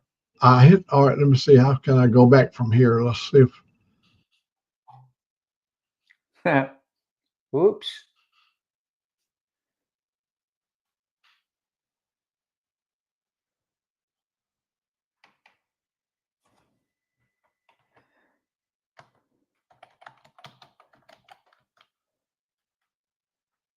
Just have to. Yeah. Well, but I see. Well, let's see. I've got it still running over. Maybe I don't know. Yeah, it's still running. We ain't gonna go to present. I'm gonna go to share screen. Yep. And then it says down here, it says share screen one more time in blue. So I'm gonna select screen sharing works. Okay, there it is, but it won't go. It comes over here on this, where you choose the tab, and there's nothing in there. It just says ain't nothing there. Oh, I see. You said go to entire screen, maybe, right? Right. Or a window that you have open. Or a window. Oh, here's a window right here, but that ain't the video. Entire screen. Let's see what that one is. No, that ain't it. I would probably say window because that'll give you a selection, and you should be able to find your video right there running. If I select it, look at it. Can you see all that? Yeah. Okay, there. All right, now I'm going to do the old. If I click on this one right here, that's can your you whole see library. that? Yeah. Click on it, and then you'll have to go find that window. After you click on it, come back into the studio and find that window. Most likely, that's how that'll work. Go ahead and double click on it and see if it'll run. All right, here we go. I have to come back into here. Yeah, and click the new window. Nope, not ain't there yet. No, that ain't it either. You're so close. Yeah, I'm very close there. Okay. I should be able to see. Yeah, that ain't it. Oh, there we go. Let me take that down now. Let's see. Let me put Old Mack back up in here. Oh, that ain't it. Take your time. It's all right. So close. Yep. This thing here come up, but when I select the video, see, that's just one window. Once you click it, you now opened another window on your computer. So you have to stop that screen share, do the screen share again, and go pick your new window. There's the that you just opened up. Okay. It now says stop the screen or yes, stop screen. Sharing. Stop it and go back. Do the same thing all over and pick the new window that you just opened your video in. So screen share the screen. But it goes to it says choose what to share with StreamYard. Oh, but it don't have anything. I've got up at the top Chrome tab, window, and entire window. screen. Window. Right. Okay. So so I go to this one right here, I guess. Yeah. Whoa, not that one. That's the one that Sick was in, like where you went into infinity. Infinity and beyond. Yeah, just do it again and pick the correct window. You'll be okay. Just be patient. You got it. You can't keep me out. You can't keep me out. Okay. We'll just have to practice some more. I was so close. I did it the other day so slick. I thought I had it mastered. Yeah. I don't think I mastered it, but I can see I'm missing a step or two. That's really odd. Yeah. Yeah, wish, that's where if you wanted to someday, some morning, come meet me in one of my reoccurring studio things. You can come in with me and I can basically put all the stuff up so you can see and I can watch it and show you how to do it. You can practice doing it and then do it on your end too, like as you were changing roles. You're like, I'll be on the live and you'll enter me and then you figure out how to share a screen as well when you're in somebody else's live. Same process. When you hit present, you've got slides, extra camera, video file, and then share screen. Share screen is all that I know how to work. The slides, when you use that, video file, I'm not sure about that. All I've done is the share screen. Well, let me click. I have more to learn. Let me click video file, see what happens. Try it. Yeah, All right. I'm not sure what that does. Now there is okay, so I want to go to D, Old Mack's videos, and let me see where, I'm going to see if this works right here. Okay. Teach me something today. This is Old Mack video. Yeah, this is something new we're trying here. Yeah. Heavy bitty. Well, how come the one I want is not on here? It's got to be here. They're sort of not in the right order that I'm used to on that other thing. But at least I can see files in my video selection that's on my hard drive. Heavy Betty. What is Heavy Betty? I don't know what that one is right there. Heavy Betty on speed. See, that one is, that ain't very big. It's 53 seconds long. Let's just see what 53 seconds is. Yes, Evil Rick.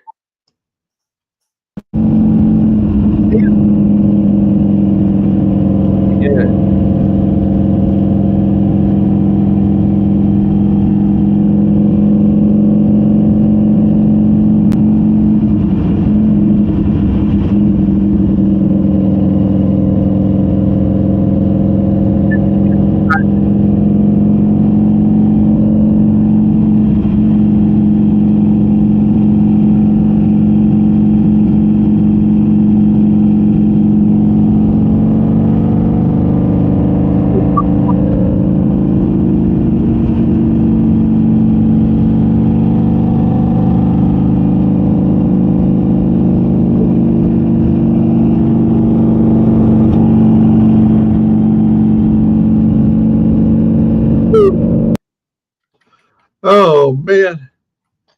That took me back to some memories.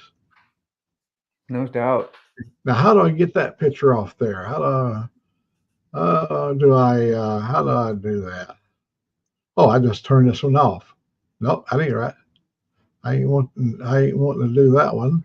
Does it show you like it's I don't know how that worked. Does it enter you like at the bottom, like when other people come into your live? Is it the same way? Like when I pop up, isn't it down there? It's not a share screen like you went to a video file. Here, So that's here, I think I can do it right here. Remove from studio. Woohoo! But that's so much easier for me to go to files and pick the file I want and then bring it right in. So select file works really good. It was instant for me. Fantastic. So we learned something today. I mean, Yep. you know, when you're working with a single system where you got, well, I got a couple of systems, but when you got the monitor there, you can just go directly, pick the file you want and bring it up on the screen. Absolutely. I'll show you something. Let's see here. I'm going to pull up the StreamYard and show you that member thing that Evil Rick was talking about. He's asking for, because that's what me and Retired Rider did last night, man. That made my whole experience being on StreamYard and with 10 people on the screen at one time so much easier. Having somebody else in my studio with me, it's like me sitting right next to you taking the controls and you taking the control. We can all do everything exactly the same in one spot. I'll set you up as on that friends list thing. Yeah, I'll show you right where it is here. I'm going to screen share that. Let's see, share the screen. We'll go to the window. Where's the window? Right there. No, that's Adobe Rush. I don't want that one. Is it that one? Yeah, it's that one. No. Ah, hang on.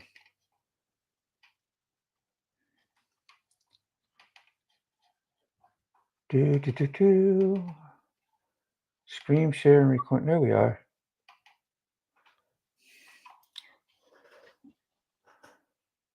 There you go. And you see my cursor. Yeah. That's the opening. Every time you open up your StreamYard, you go to that's kind of like your home page. Yep. There's home right down here. Once you hit members, you says you have I have 0 seats left. I used to, because one of my seats I gave away, and we can take that off. I could add you instead, or vice versa. It's real simple to do. Then you give the if you wanted to add me, you do me as admin. I don't need to be an owner or don't need to be anything, just admin, administrator. You go in and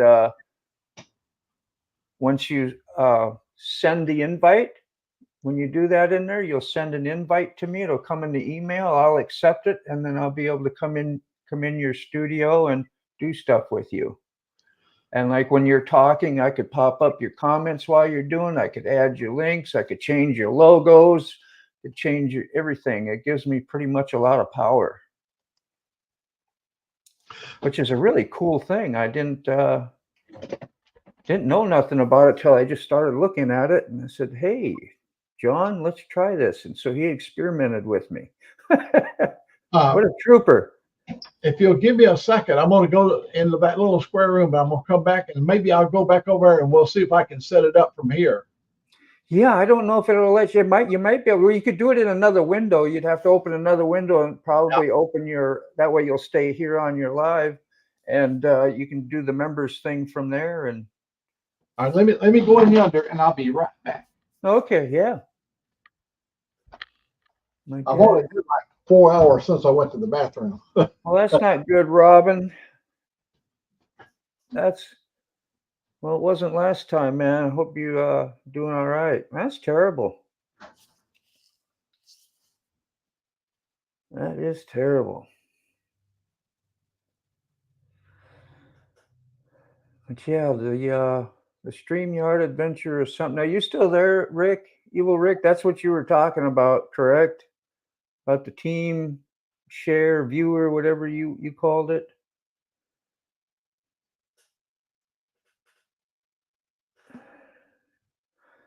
I would assume that's what you meant anyway.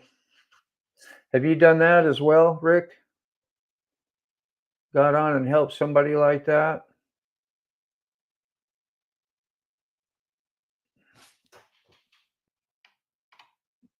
Yeah. Kind of team view is a separate. Oh. Kind of gives you similar controls what we were talking about. StreamYard makes it really easy. And yeah, I was wondering what the members was, and I just got Snoopy and tried it. Next thing you know, you can invite whoever you want. If you only have one seat, if you needed more team members, you have to pay for it. You can get 2-3 people in your studio at one time. Everybody would have a job and a task, I suppose, if you was like a corporation and needed to send out something. I don't know how, whatever you'd use it for, but we're good for our little community live, that's for sure. Because like every time when I was doing it by myself, I'd get behind 50 comments real quick just by going up and looking at a link and trying to post a link or figure out a screen share to show everybody. By that time, I've lost the audience, I've lost the comments, and kind of sucked. But you got somebody else in the studio with you. They're doing all that work. You know, it's a great, what do you call it? Wrenching job. Moderator. I mean, a real time, not just moderating your chat, but your whole stream. American Outlaws there. Hey, good to see you. Yeah. So it lets you or someone else into your computer so they can show your stuff to. Yeah, I did that years ago with a friend. They helped me. Somebody I trusted that I went to high school with, and I think he was in Wisconsin. I was in Virginia, and he went into some of my settings, helped me get my computer running better and back online and whatever, and took care of me. Also transfer files, takes a while to move files. Yeah. Dropping off a crane. Huh. Well, hopefully you don't plan on firing that crane up and using it. What do you? Is this YouTube Premium? I don't know. Is what YouTube anybody can have YouTube Premium. Doesn't matter if you have Premium or not to have StreamYard, if that's what you're trying to say.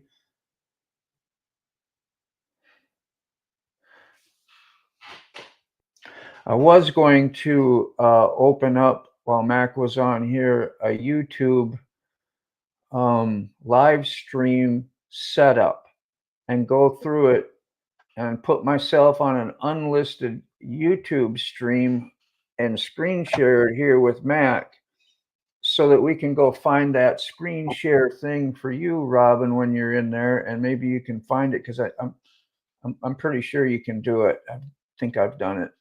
Might be wrong. Oh. How you doing there, Mac? Got to put my socks on. Yeah. I haven't had my socks on today. That's all right. Shoes on. I don't like to wear my shoes. I've got some little fur-lined sandals I like to wear, but I like to have socks on. Yeah. I sit around barefooted, and if you put an old barefooted foot inside of one of them fleece-lined shoes, pretty soon all the trash that you had and dirt you picked up will be in your shoe. See? Yeah. Yep, I get that. You can't see these because they're camouflaged. I just use old slides. I got some furry ones, but they always make my feet get hot, and then, you don't want to get sweaty, I just use a simple old slide, and yeah. Flip-flops. Yeah, pretty much. I used to have flip-flops in my truck when I was driving over the road, because when we got our when you get the shower at the Flying V or whatever, you did not want to go in those showers without flip-flops. No, just like gym class or the gym, whatever else you're doing, Wear those flip-flops in. Hey, I'm going to try while we're sitting here. I'm going to try to do that. Now, when I add you do I add you like Motorbomb Virginia? You know, No, you just put my email address in, and it'll send it to my email. I think if you just start typing my email, which I should be able to help you spell it out so you remember, just get it where you get ready to invite a member. Okay, let me. Like in members there, I think you put search. What did I put in? Let me see. I'm going to put in old. It's been a while since I've done this, so I don't know. I got to figure out. Oh, invite a member. That's where it is at the top right. I don't need to search a member because I only got 2 of us. Yeah. Once you hit the members tab, you'll see invite a member. Have a great day, John. Take care, man.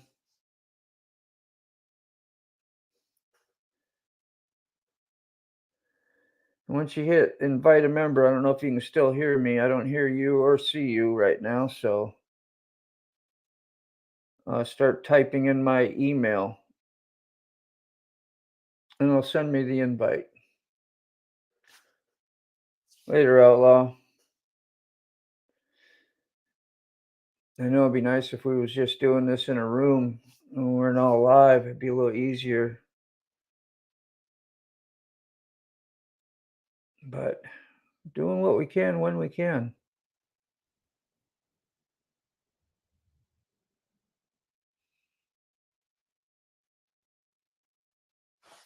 See if it shows me up here who's. Don't let me look at who's in here. Nope. Everybody bailed. I think. Get on the YouTube, see. Oh, Shannon is live. Shannon Thomas Trucking is live.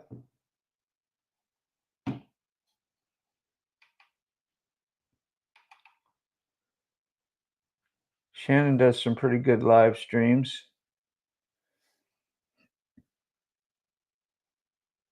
I'm going to find the Old Mack one. It's still up. There we are. So now I'm on YouTube looking at the live stream instead of in the studio part of it. Participants. Still says American Outlaws there, Evil Rick, Old Mack, and Retired Rider. That may not be a live update. Oops. Trying to hit the live update.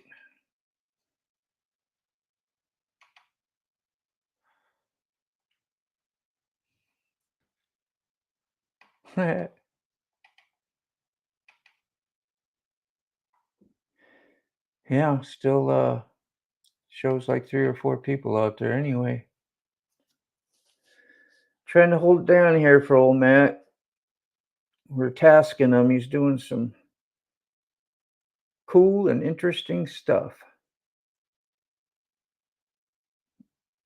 Evil Rick is here. Yeah, that's what it said in the participants. Sometimes that thing doesn't update very quick, and you're probably busy doing some other stuff, Rick. That's cool, man. I don't mean to be bothering you out there. Just seeing what was going on. Hope Mac isn't having trouble getting back into his live. That would kind of suck. You'd be like, dang, you ruined my whole life for me, Dean. It's all right. We're doing it together. He's been on a good while, so nothing else. Oh, good. All right. So I sent you an invite. All right. I'll go check it. Did you do it to the Demon Dean one or the Skin and Ink one? Demon Dean. All right. That's perfect. There it is. Okay, I accepted it. I'm now a part of your team. So let me see. Feel it. I can feel it. Oh, I've got motor all up in me. Whew, in the veins. Oh man. Okay, let's see. What studio are you in right now? Let's see. What is the date today? 27th. I see you. Those are your upcoming ones. You're in one of these studios. I'm in, I think it's just Old Mack. I believe I call it Sunday. With chat with Old Mack. Yeah, I see it up there. Okay. Old Mack, Old Mack. I don't see it in there.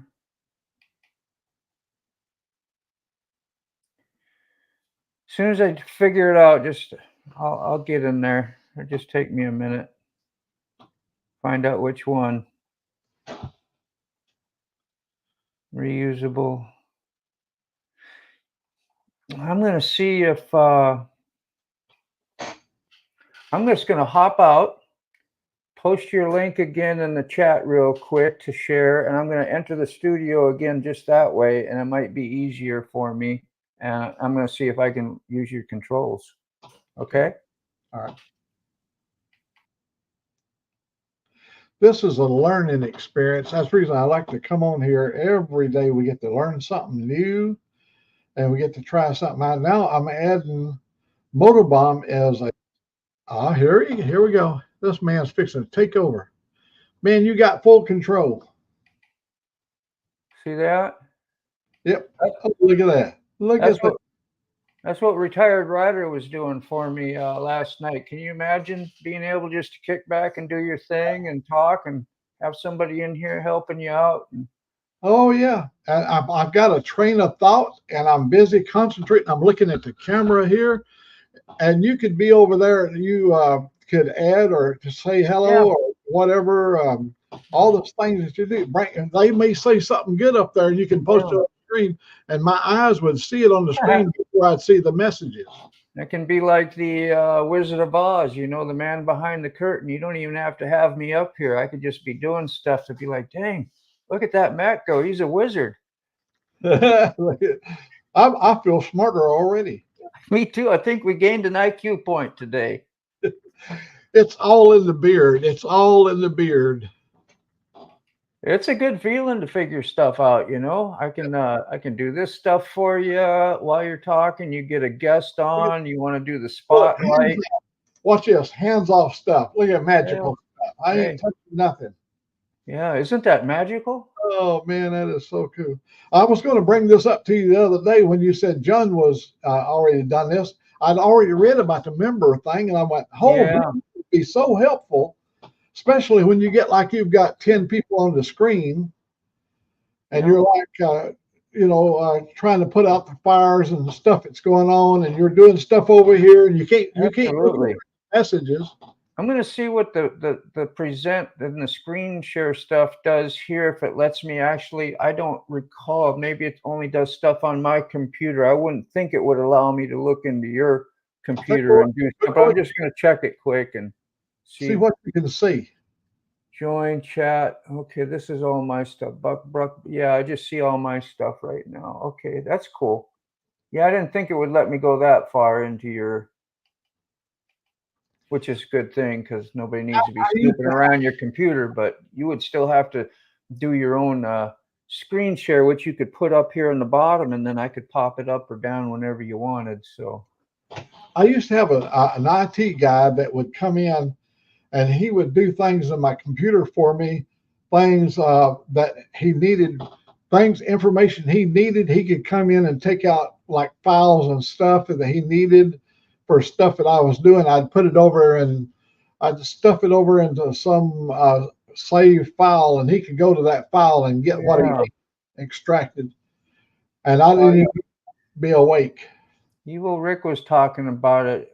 He called it Team View or something. I'm trying to find the comment where he made it, but he knew about that because I've had that done too. Somebody got in my computer and helped me out, helped me fix some stuff for me.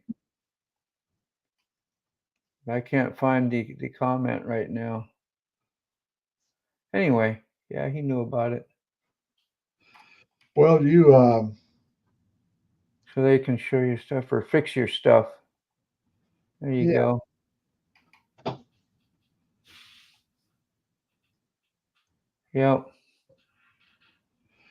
That's pretty good. I did give you that extra little bit of authority that I could give, and then when I saw you doing that with John, I thought, well, how nice, Yeah. because I've had as many as 9 people on here, and I've Yeah. got a lot of conversations going, and so Makes you it, you can handle all that stuff over there that I'd be missing out on. yeah. I tell you, that was really nice. And Sick worked his way all the way through the crowd and got over there to where the stage was at, and got to see Buck on the stage, and they're right. I guess they're winging their way back up to wherever they going back home. Well, back up to Gainesville in that area. Yeah. Buck lives up in Georgia, don't he? I think so. Yeah. Just across, not too far away from Florida. Valdosta, way up in that area, just up in that area. Yeah. Lands of Georgia. I'm going to try something here. I'm going to upload one of my Forgotten Angel logos and just swap them around for fun. They're probably the same. Yep, just a teeny bit difference. See? Then I can go delete it out of there. I was just wanted to see if it let me do that. Which is kind of nice too. Say I produced you a logo, a new logo or something here. I could go pop it up and you'd have it available in your studio for however long you use your studio. Now, did you change my? Let me look over at my solo picture. Can you change my Forgotten Angel? Yeah, that's what I just told you I did. Well, yeah, you can do it with this. There, see there you go. There you go. There's my little eagle, and Yeah. that's what's got Old Mack on it. Yep. You can upload as many as you want in there. Just got to go underneath brand and go to logo. It's right there. So, how many of these members can you have? 2? Just yourself and somebody else with the plan, with the core plan. That's it. Which is plenty for us. We're not a corporation, you know. No. So I'm hoping things turn around where Ray can get onto the core plan, because he's got more than 10 members that wants to be on his page anytime he's on. yeah, that it might be kind of beneficial for him, you know. I don't know if he wants to try to run all that with 10. If he did, though, it would be helpful to have one of us in there with him on his Friday night, you know. He'd probably want a guy like you, not me, but We'll just see. I'm in the learning period. You learn very well, and once you do stuff a few times and take the time to do it, it's just like your ham radio stuff that you were. That's like you were talking high numbers and this, and you comprehend all that stuff. It's like there's no way I'd get all that, and that's high tech stuff there. You know, that's hands on, and you know. When they was talking, the gentleman that was telling me that I was too bassy, he's passed on. He was a dear friend. I mean, a really good, close friend. We've had a lot of meals together. I've met his family. I've been inside of his home and all that stuff. Well, he's passed on. He passed on this year, I believe. Yeah. Yeah. Oh, maybe last year he passed on. But here's what was happening. He liked to run. See, the FCC allows you 3 kilohertz. And your voice has to be encapsulated within that 3 kilohertz. If you go outside that's called splatter. You know, CV guys like 12 and 15 kilohertz. Yeah. They like to use up the whole spectrum of if they could talk and use all 40 channels at one time, they'd be in hog heaven. But FCC makes us only operate within a 3 kilohertz range on our audio. And he liked to run his down in the lower side, and I always open mine up on the receive. I like to keep my receive at the full 3 kilohertz so I can hear everybody no matter what portion of that 3 kilocycles they're using. Okay. You get all of it. Well, if you narrow it down, you miss out on some of the signal. It's you miss the fidelity, the high frequencies. What would be a purpose of that, so that you knew you were only talking with people that were in your frequency that you knew, and that way you didn't have the other distractions or So something? guys that run a real tight band, they really don't want to have any of their audio to splatter out. They're really like purists. You know, they're the kind of guys that would not want to ever have any splatter. They want to make sure their voice stays within that 3 kilocycles. So they always make sure by selecting the narrowest portion of that so that none of their voice gets outside of that 3 kilocycles. Where somebody else could pick it up. Yeah, anybody else that's on that same spectrum width will have just perfect clarity, you know. But slightly off that, they'll either be too bassy, or see you lose your high fidelity, or you lose your bass. I think I'm catching on to what you're saying now. Yeah, the purist, like you said, the more of a quality and natural instead of compromising and sounding. Yeah, audio. I think you call them audiophiles or something like that. The people that are really into that super audio quality, you know.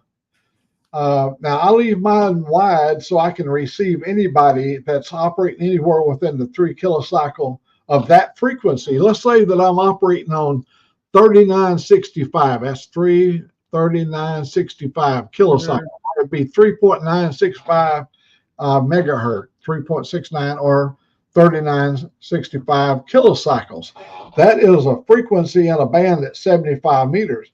And then you get down to an individual that's talking, he has to keep his signal within a 3 kilocycle range, audio range. Yeah. So that if you're looking at them on an oscilloscope, the peaks and valleys would be just perfectly clear. Audio would be right on. But open it up wide like me on wide, if you look at it, you'll see my audio is expanded out to the full 3 kilocycles. Yeah. And on a scope, you can see that. Okay. And by operating wide, though, so if you go a little bit higher, you go outside the band, then that's illegal. You go outside of the allotted amount of bandwidth per each audio.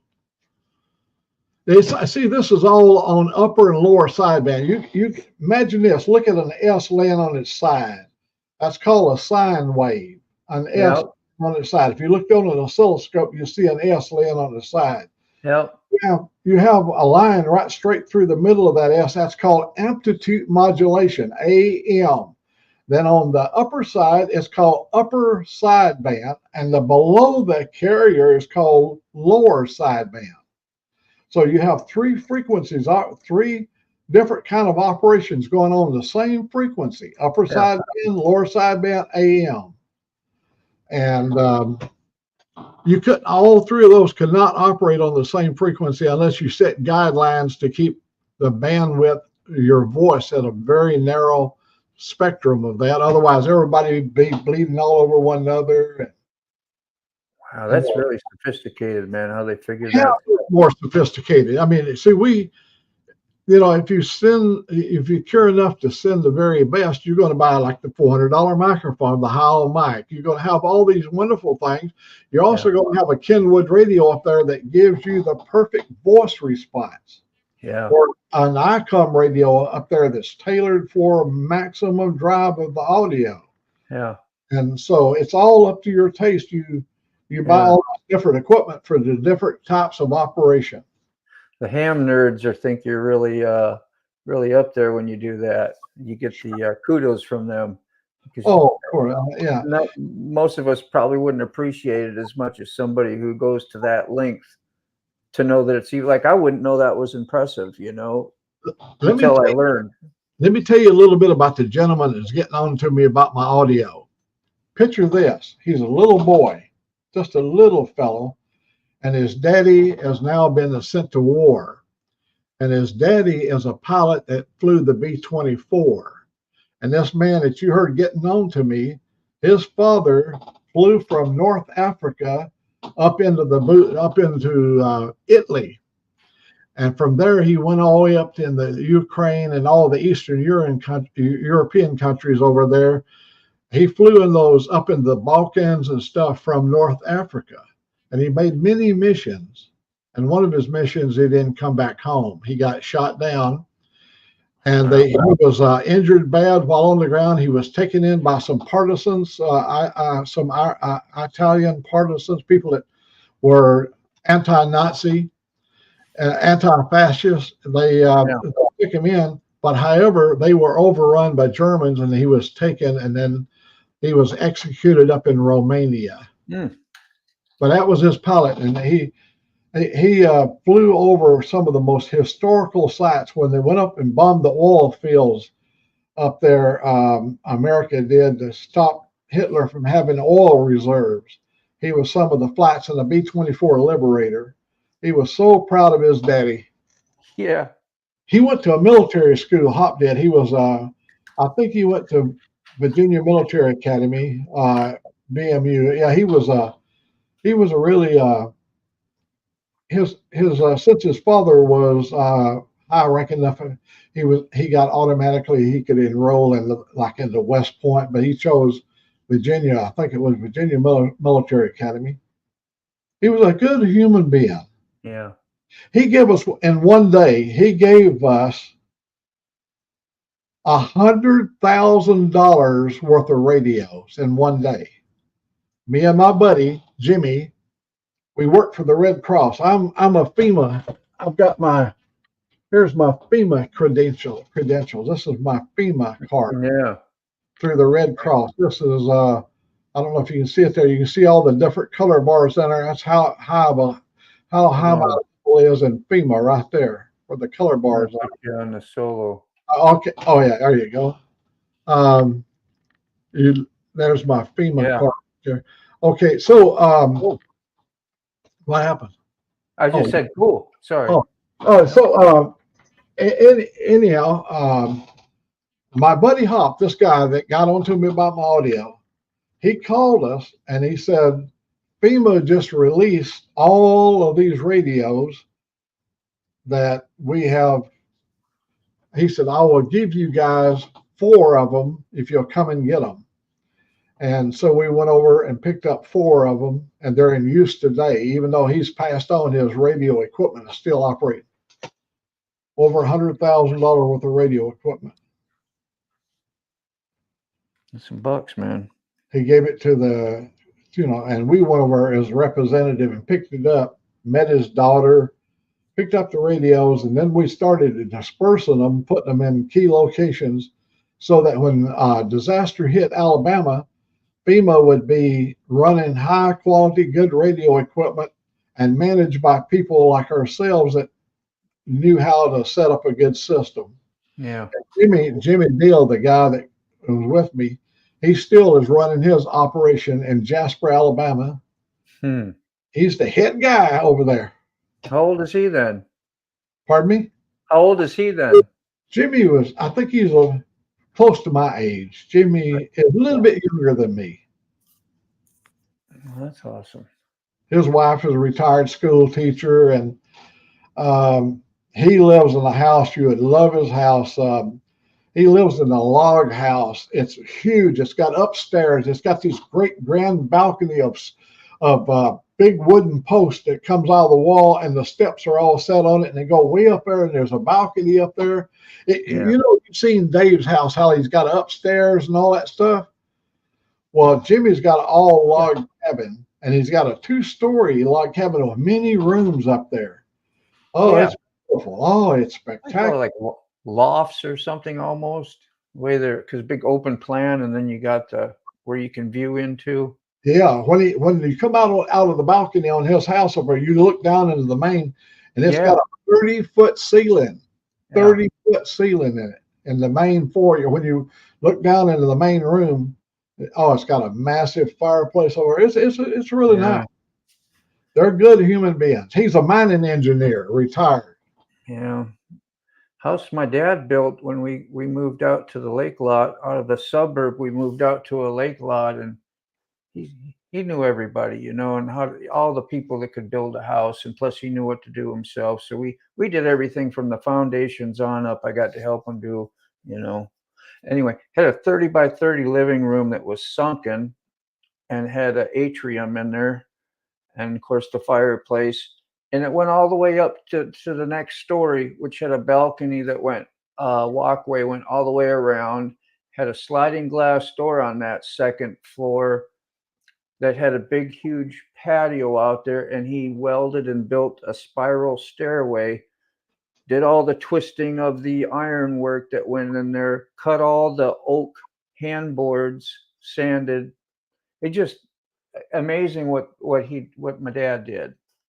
And anyway, so just I don't know, big open plan. I'm trying to think how it was quite a few square feet too.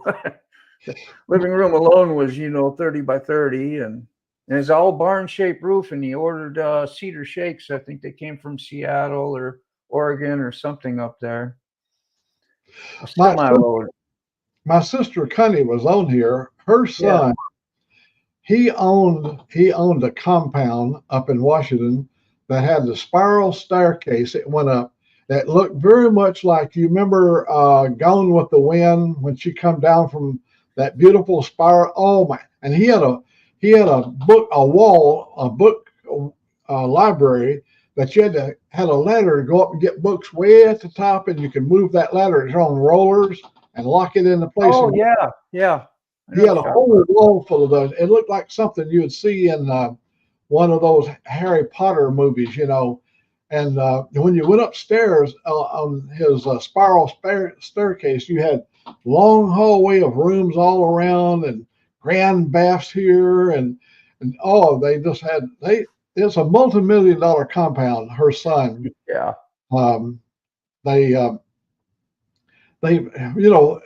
big boom, people was buying stuff, and you gotta sell when the money market's right. And I think they did a good thing. They sold the place, and it was beautiful. I tell you, it was called a compound. I mean, you had to have electronic codes to get in and out. Machine guns everywhere. It was a guarded compound. A compound. Always sounds compound.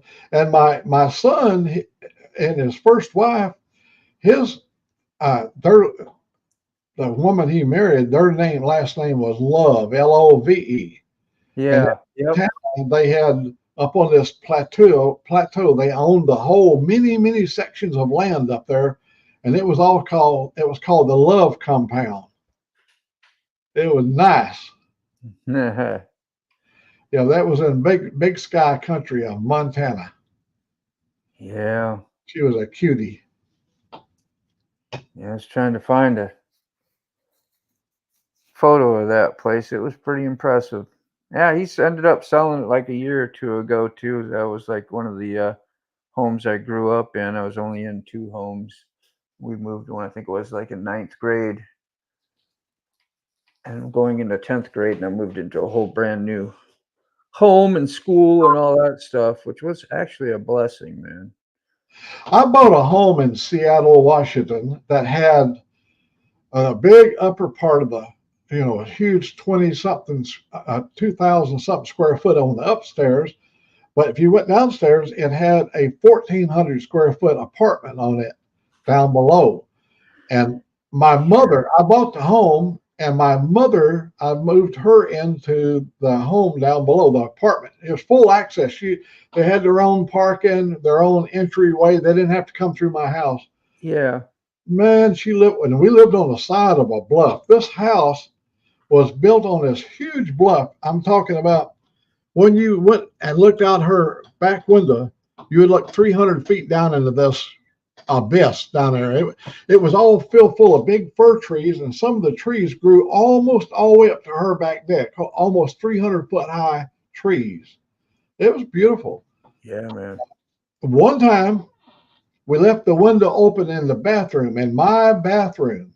My little boy, when he was 4 years old, crawled out the window, crawled down, and was standing on the edge looking over that 300-foot drop. And he was standing there, and I saw him out there, and his name was Mike, and we called him Michael, or Mike. But I said, Michael, it was calm as voice. I didn't want to startle him because I didn't want to make him be afraid that Daddy's hollering at him. I didn't say, "Get your ass in here." I didn't do that.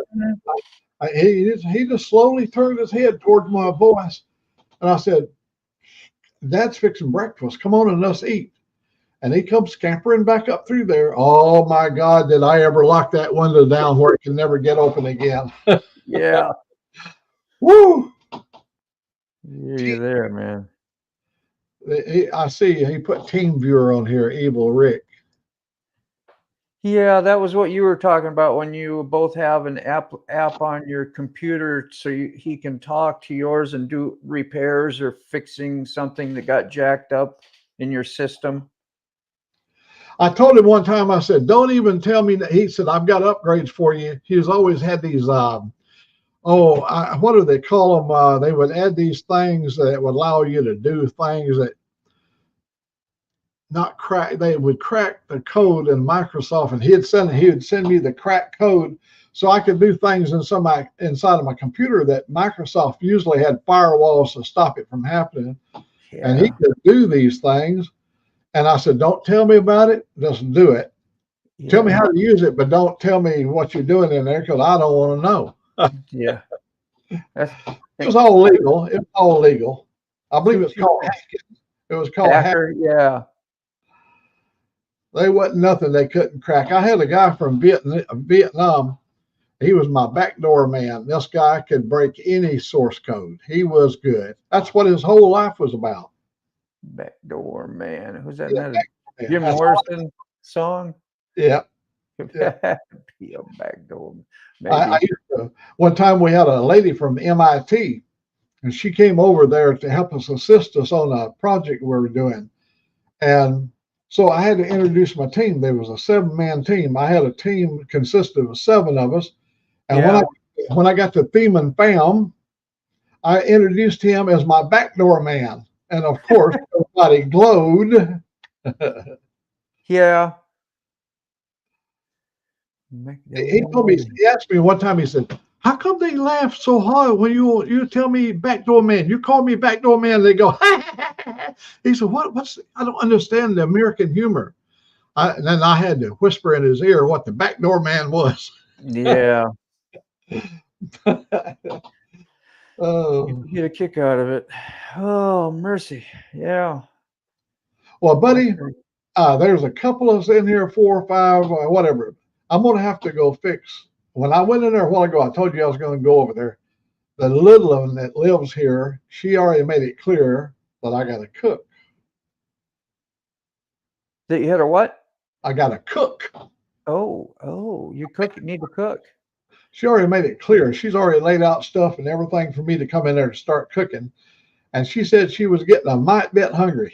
It's about time to do it. Yeah. I was finishing editing. That's why I didn't come in right away. I said, well, give me a minute. And then I didn't come in. I was like, man, I got to get on there and at least come in and say hi. But I was trying to edit a video. I usually do one and I'm like, who really cares? Whether you have one done on your Saturday, or just put them out when you can get out, unless you're a consistent and big channel, it really doesn't matter, and doing this for fun. So I try to get it out of my mind. I don't have to be so legalistic to follow all these things because we're doing this to be on here as a community anyway. So, and we have a really good community. I tell you, when we go over at night at midnight or 11:30 and we speak to Dave over there, every one of his people, he has to explain who are we, and he does. And he does it with pride. He mentions our Virginia friends, our Alabama friends, yeah, our Canadian friends, yeah, and he's quite proud of his little crew. Yeah, I wish I knew how to be more Thanksgiving kind of like how he does that. When I'm there, have somebody on a lot. I try to if I just see some people coming, and give them some props or whatever, say, hey, you mean something. I'm glad you're here. Let's look at your content, or just anything to make somebody feel welcome. I think that's how we grew up, though. Somebody coming over to your house when they come to your live, you want to greet them. Here, can I make you a sandwich? Yeah. Let's hang in on 5 more minutes. We'll end it on a 4 hour. Yeah. And that way, if anybody wants to come in and say anything in the last hours, 2 for, oh man, we had so much fun of him this morning. Gotta go see Evil Rick is out. And we got 2 for here, huh? Yeah, man, I agree. And you're one of them, 2-4. That's awesome, man. You were on, wasn't 2-4 on your live earlier today? Here today, Yeah. that he was having a discussion. How properly do I describe 2-4 for putting his motorcycle away too early in Oh, the winter? You know, he parked up already. I was just gonna But, say that. I remember him saying that. we had this French guy come in, Adelard he's from Quebec, and I've been called. I said, you know what I called 2-4. Do you remember what I called him? No. He said he put his motorcycle away for the winter, and I said, "You are such a pussy." And oh yeah, and the Frenchman said, "It's la passée, la poussée." Hey. that doesn't sound dirty that way, does it? Oh no, Hey. like a dessert. I'll have a little piece of that poussée, Or that souffle. like souffle. Yeah, that sounds. If it's got cheese in it, it's good. Oh, that's legit. That's very legit. Look at old 2-4 over there. Yeah, man. Anything you can do, put smiles on people's faces. You know, you're doing good stuff. That nurtures the old good relationships. Did you hear me when I was telling Robin this morning about the little boy that was born without any eyelids? Nope. And the doctor came into the comfort room where all the rest of the doctors were all sitting around. And he said, "Oh my God, I've got the strangest thing happened this morning. The little baby upstairs up in the pediatric ward was born with no eyelids." Well, this other doctor sitting here, he was a specialist in circumcisions.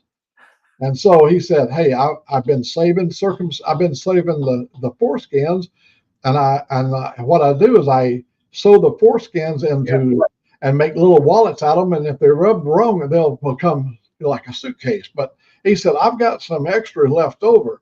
So he gave them a little jug, and it goes up. And a week or two later, he said, "Hey, how did your deal come out with the baby with the eyelids?" He said he sees really good, but he's a little cockeyed. Little cockeyed. Yeah, I knew that. I couldn't imagine. I couldn't even figure out how you were going to wrap that one up. Anyhow, I thought that Robin was just going to. I thought he was going to bust a gut, and he was drinking a pumpkin spice Bush beer, pumpkin spice. Yeah, he claimed it was just regular beer, but it was in an orange can. Yeah, he didn't want anybody accusing him of having any pumpkin spice. That was important. It said right on the side of the can. I read it. He held the can up, and I can see really good. It said "Lighten the loafers." So he was lying. He was lying through his teeth. You see the brown floating in his eyes. Yeah, they said this the beer was for those light in the loafers. Yeah, it's an old saying. See, I rubbed my eyes hard. I don't know if you remember the other day I was talking about having to wear contacts. I blew a contact over off to the side now somewhere because it got itchy and dry, and hopefully it'll come back around. I'm a little cockeyed now myself. I knew a lady one time. She was a welder, and when she was welding, she was running a short arc process. Something happened, and it arced her little lens onto her eyelid, onto her eyeball, and she had a hard time getting it off. It like fused it. It's made out of acrylic, or I don't know what they're made out of, but it fused it to her eye, and she had to go down and have them to get it off.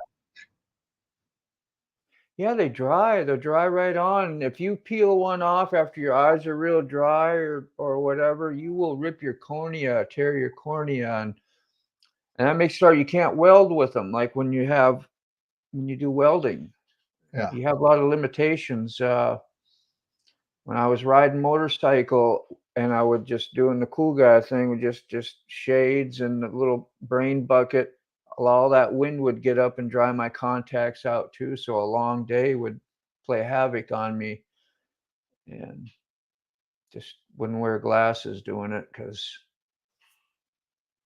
Well, buddy, you got the power, buddy. We got our 4 hours in there. You ready? I get $900 every time I get 4 hours in. So I'll be waiting for my check, and I'm going to share it with you, buddy. I'm going to give you half of it. There you go, man. That's mighty righteous of you. You want to take me off the air? You want to do Yeah, it? I'm gonna hit the leave studio, see what happens, and you make sure that did it for you. And your outro should play, huh? You got an outro? I've got a hand-free. Yeah, there's one on the end there, but just I've got a hand-free. I'm saying bye to all of you without even touching anything. Watch this. Almost. We're counting down here. Poof. Ah! Nope, you didn't take me off the air. I can't be killed. Oh, he's looking around. He's looking for a master switch. Yeah, he's looking for a master switch. He's gonna take me out. I'm gonna be just before you know it, I'm gonna be just disappeared here. Get me out of my misery. I've already used up all my words. Oh, you're on your page. I'm on mine. Well, I'm going to say goodbye to everybody right now. This is it. You're never going to see me again. Well, maybe tomorrow. Bye.